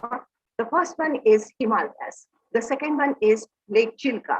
The third one is Sundarbans. The next one is the Western Ghats area. And the last one is the Thar Desert. Now, these are considered as the hotspot areas which needs the biospheric region, which needs the environmental protection. Water pollution. Water pollution is the contamination of water due to changes in physical and chemical properties of the water. Water pollution leads to depletion of dissolved oxygen due to the release of sewage water, industrial effluents, and agriculture pesticides. Eutrophication is caused due to algal growth, which signifies the lowering or deterioration of water quality, leading to loss of aquatic organisms. In India, the Central Pollution Control Board, that is CPCB, has identified the rivers which are highly polluting, as the stretches of river Ganges, Subarnarekha, Satluj, Damodar, Hindon, Chambal, Sabarmati, Yamuna, Kali, Godavari, etc. Air pollution. The causes of air pollution are urbanization, industrialization, and burning of fossil fuels. And the causes of air pollution are formation of smog, which is a combination of smoke and fog. And this is emerging as one of the important atmospheric pollution or air pollution, especially in North Indian cities. Acid rain. Acid rain is caused due to the mixing of some of the pollutants in the air, such as sulfur dioxide, along with the rainwater, which causes diluted sulfuric acid. The next one is global warming. Already we have discussed about the global warming, which has been caused due to ozone layer depletion and the increasing presence of the greenhouse gases. Then the next one is the particulate matter. Major pollutants like carbon monoxide, carbon dioxide, carbon monoxide, sulfur compounds, hydrocarbons, and particulates, etc. They are toxic to living organisms and cause damage to vegetation, chlorophyll reduction, plant tissue damage, disruption of food chain, disappearance of endemic species, etc. Then land degradation and pollution. Soils have been badly affected by deforestation, acidification, drought condition, desertification, overgrazing, mining activity, use of toxic waste and its disposal, and dumping of solid waste. Land degradation and pollution is leading to crop diversity, loss of crop diversity and loss of vegetative cover. Conservation of natural resources. The concept of conservation in its environmental perspective is the process of allocating the natural resources so that so as to make optimal utilization of environment in satisfying basic human needs, and at the same time prevent depletion and degradation of environment. Conservation of natural resources is the concept of economic, is the concept in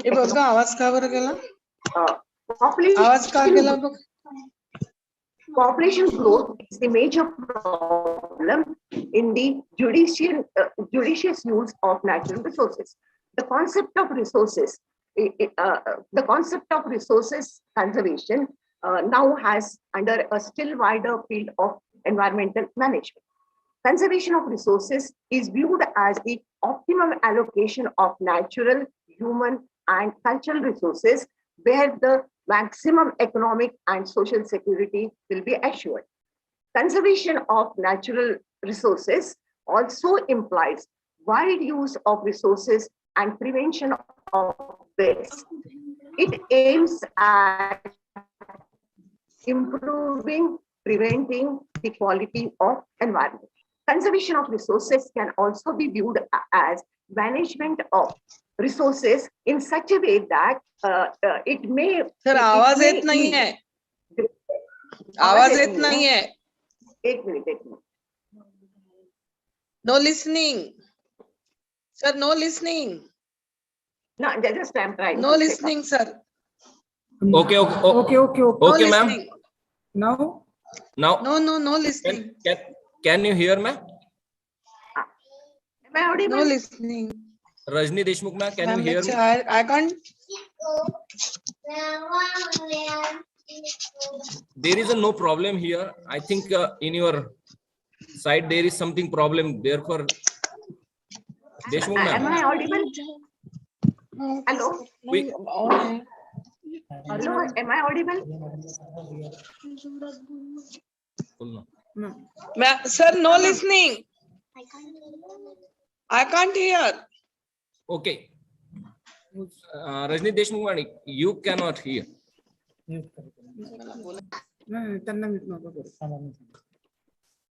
Check your voice, अरे आवाज येत नाही. headphone or anything, because we hear all the sound of the Bhole madam. Am I audible, sir? Yeah, madam, you are audible. Please continue, ma'am. Please continue. Shall I continue?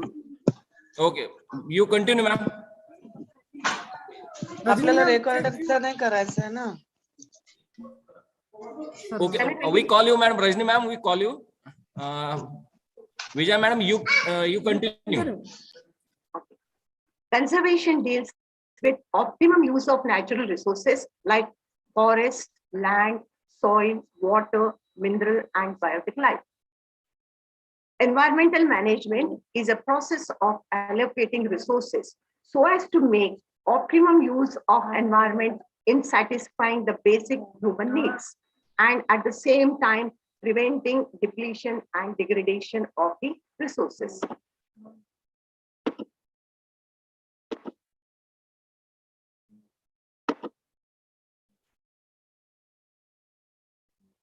Okay. Sustainable development.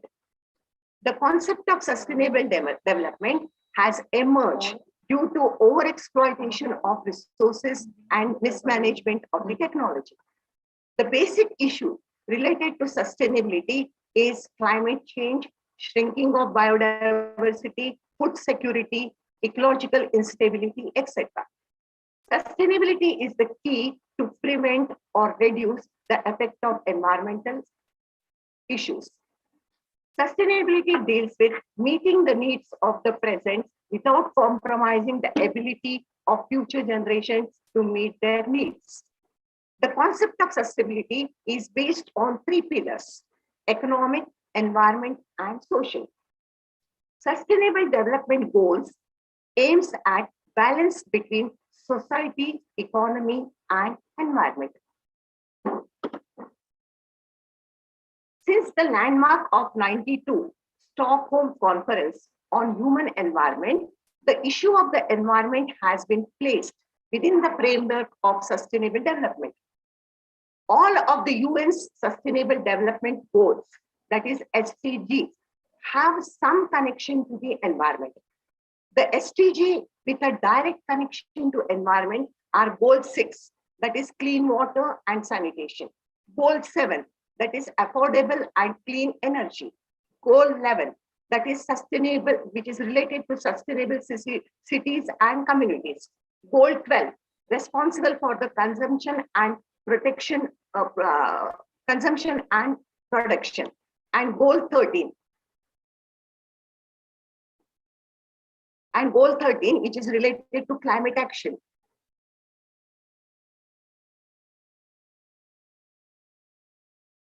Goal 14, that is life below water, and Goal 15 on the land. Now, these are the goals which are related to environmental issues. Now, these are the three pillars of the sustainable development. Now, one is the environmental sustainability, second one is the economic sustainability, and the third one is the social sustainability. These are called as the three pillars of sustainable development or sustainable goals. Environmental sustainability. From a geographical perspective, environmental sustainability covers a wide range of issues, starting from a specific location or the local level to global issues. The global issues comprises concerns about greenhouse gases, mitigations of climate change, renewable energy, etc. Local issues are related to soil erosion, soil quality, land degradation, air, water, and land pollution, etc. Sustainable Development Goals is the blueprint to achieve a better and a more sustainable future for all. The key concepts in the sustainability are carbon credit, carbon footprints, ecological footprints, carbon neutrality, renewable energy, zero waste, eco-friendly, and green solutions, etc. The sustainable development are related to three major aspects, that is society, economy, and environment.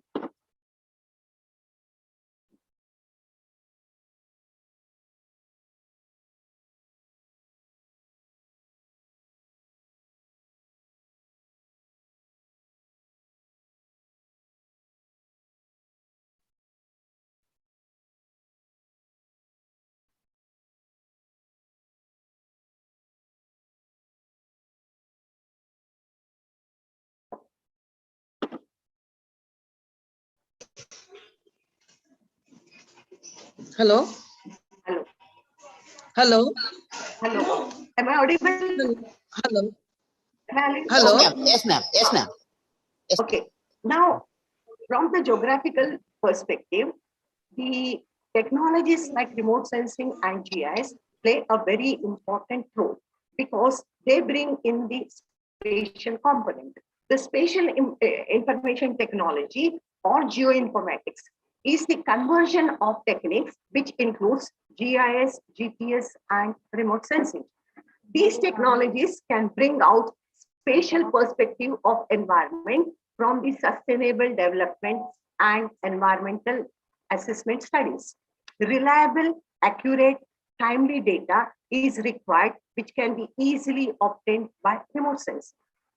The state of environment in the recent time is constantly changing due to human intervention.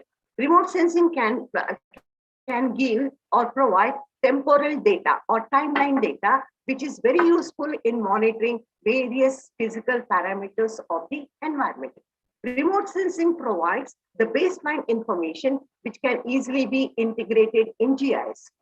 GIS is a mapping and analysis tool, and it can capture, process, manipulate, integrate various types of database. It is the powerful tool or decision support system which is very useful in environmental mapping, based on which suitable developmental plans can be prepared. Geographical database includes spatial and non-spatial data. Spatial data is used in GIS, deals with location and spatial relationship among various features, whereas non-location data deals with attributes and characteristics of the feature. Remote sensing and GIS are complementary and supplementary to each other.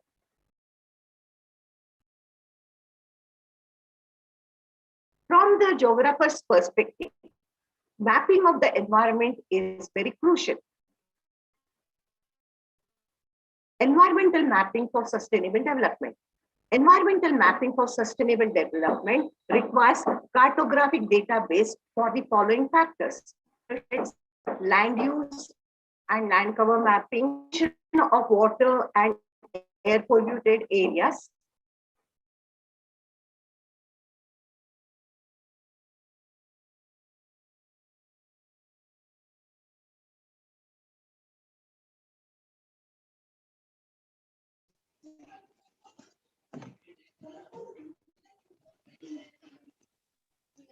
Hello, ma'am. Hello. Mute झालात madam.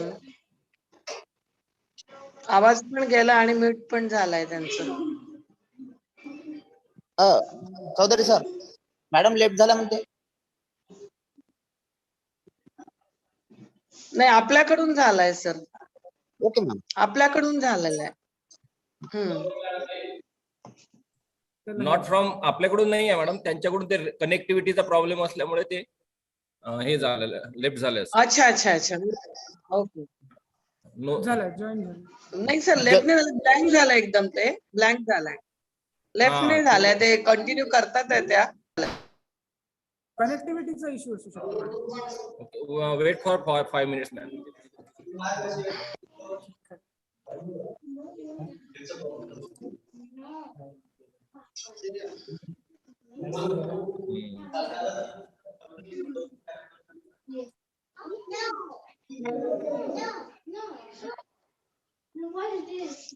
झाला का?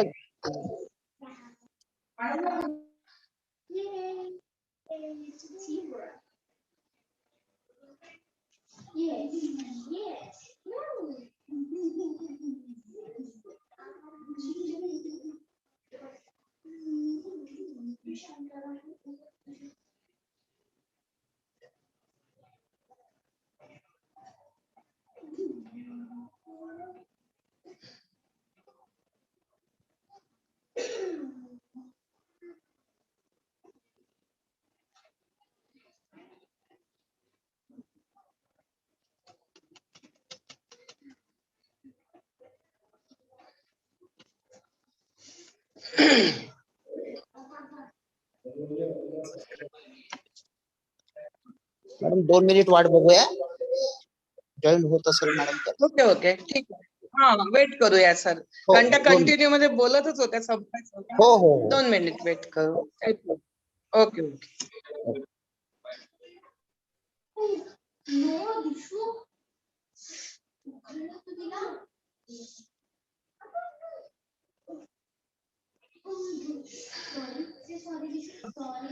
Madam join झाल्या ma'am.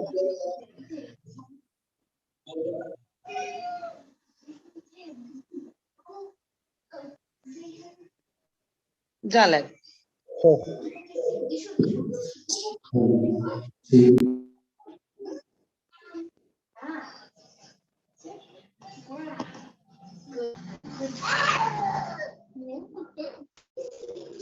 जेवणाला पण झोपले त्या.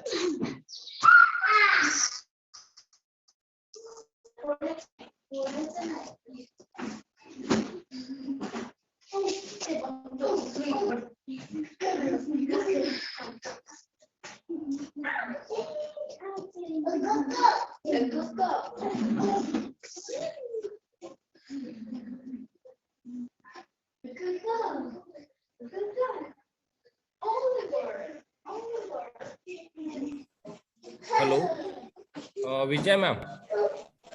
Hello. Ha, yes, just connecting. There is a connectivity problem.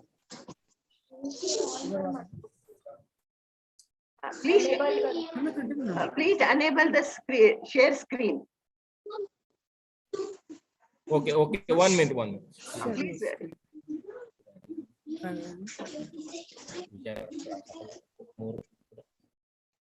Okay, 1 minute.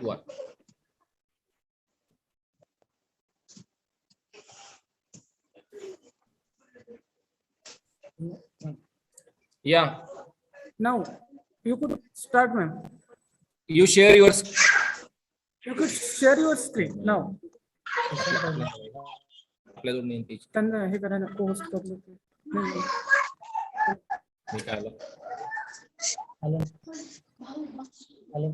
Okay. Okay. Now, sorry for the interruption. Shall I proceed? Yes, ma'am. Yeah, ma'am. Okay. Yeah. Proceed. The creation of the metadata or environmental database using customized GI software package along with other conversion technologies like GPS and remote sensing. Cartographic documentation in the form of environmental atlas for the environmental management.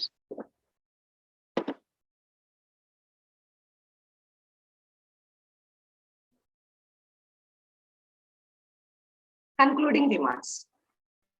Awareness of environment should be fundamental aspect of basic education so that there will be literate citizens. Our survival depends on healthy environment. So let us pledge to live as a part of nation and not apart from the nature. To live as a part of nature and not apart from the nature. Nurture healthy nature for our future should be our motto. To conclude, think globally and act locally. Thank you very much. Thank you, ma'am. Thank you very much.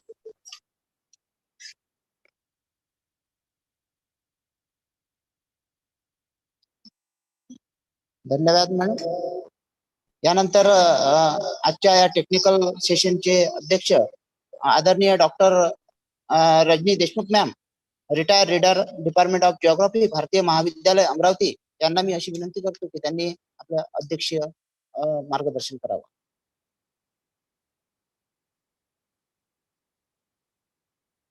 Ma'am.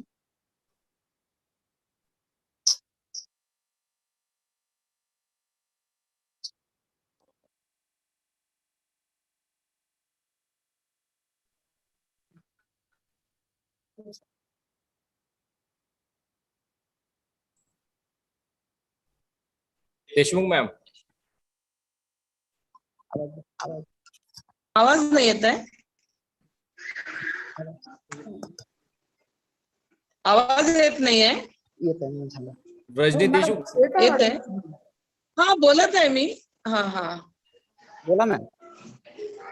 Ma'am highlighted on the important role of the environment, man environment, and man environment is ma'am to the healthy environment. All the human beings surviving by the healthy environment. Our natural environment is very healthy, but we want to the sustainable development, different types of the sustainable development and management. You damaging by the some natural resources. Therefore, all these are the natural environment is the polluted or the damages, and they cannot be good for living by all the human.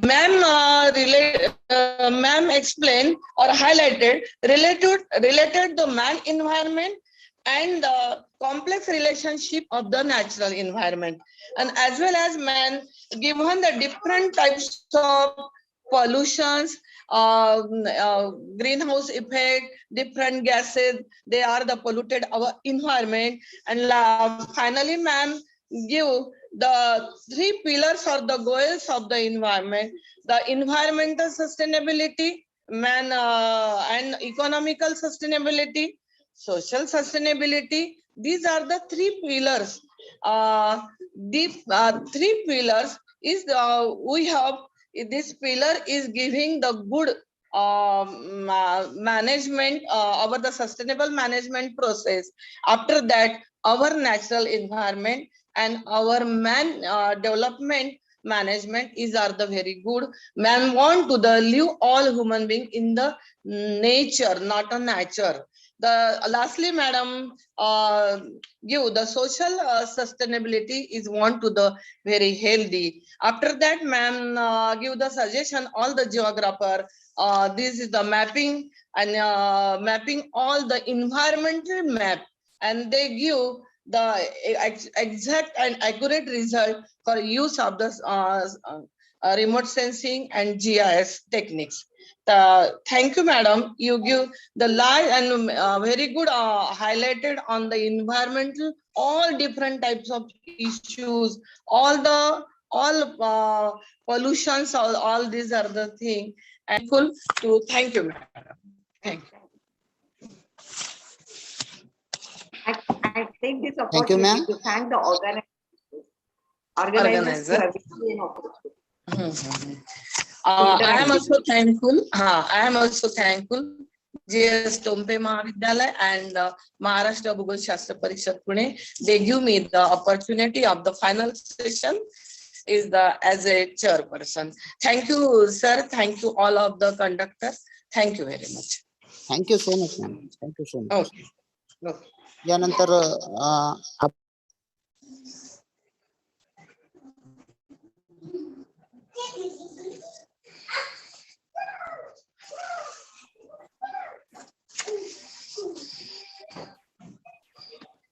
Good afternoon, one and all. I am Mr. Prashant Rameshwar Yavle from GSW Arts, Commerce and Science College, Chandrabazar.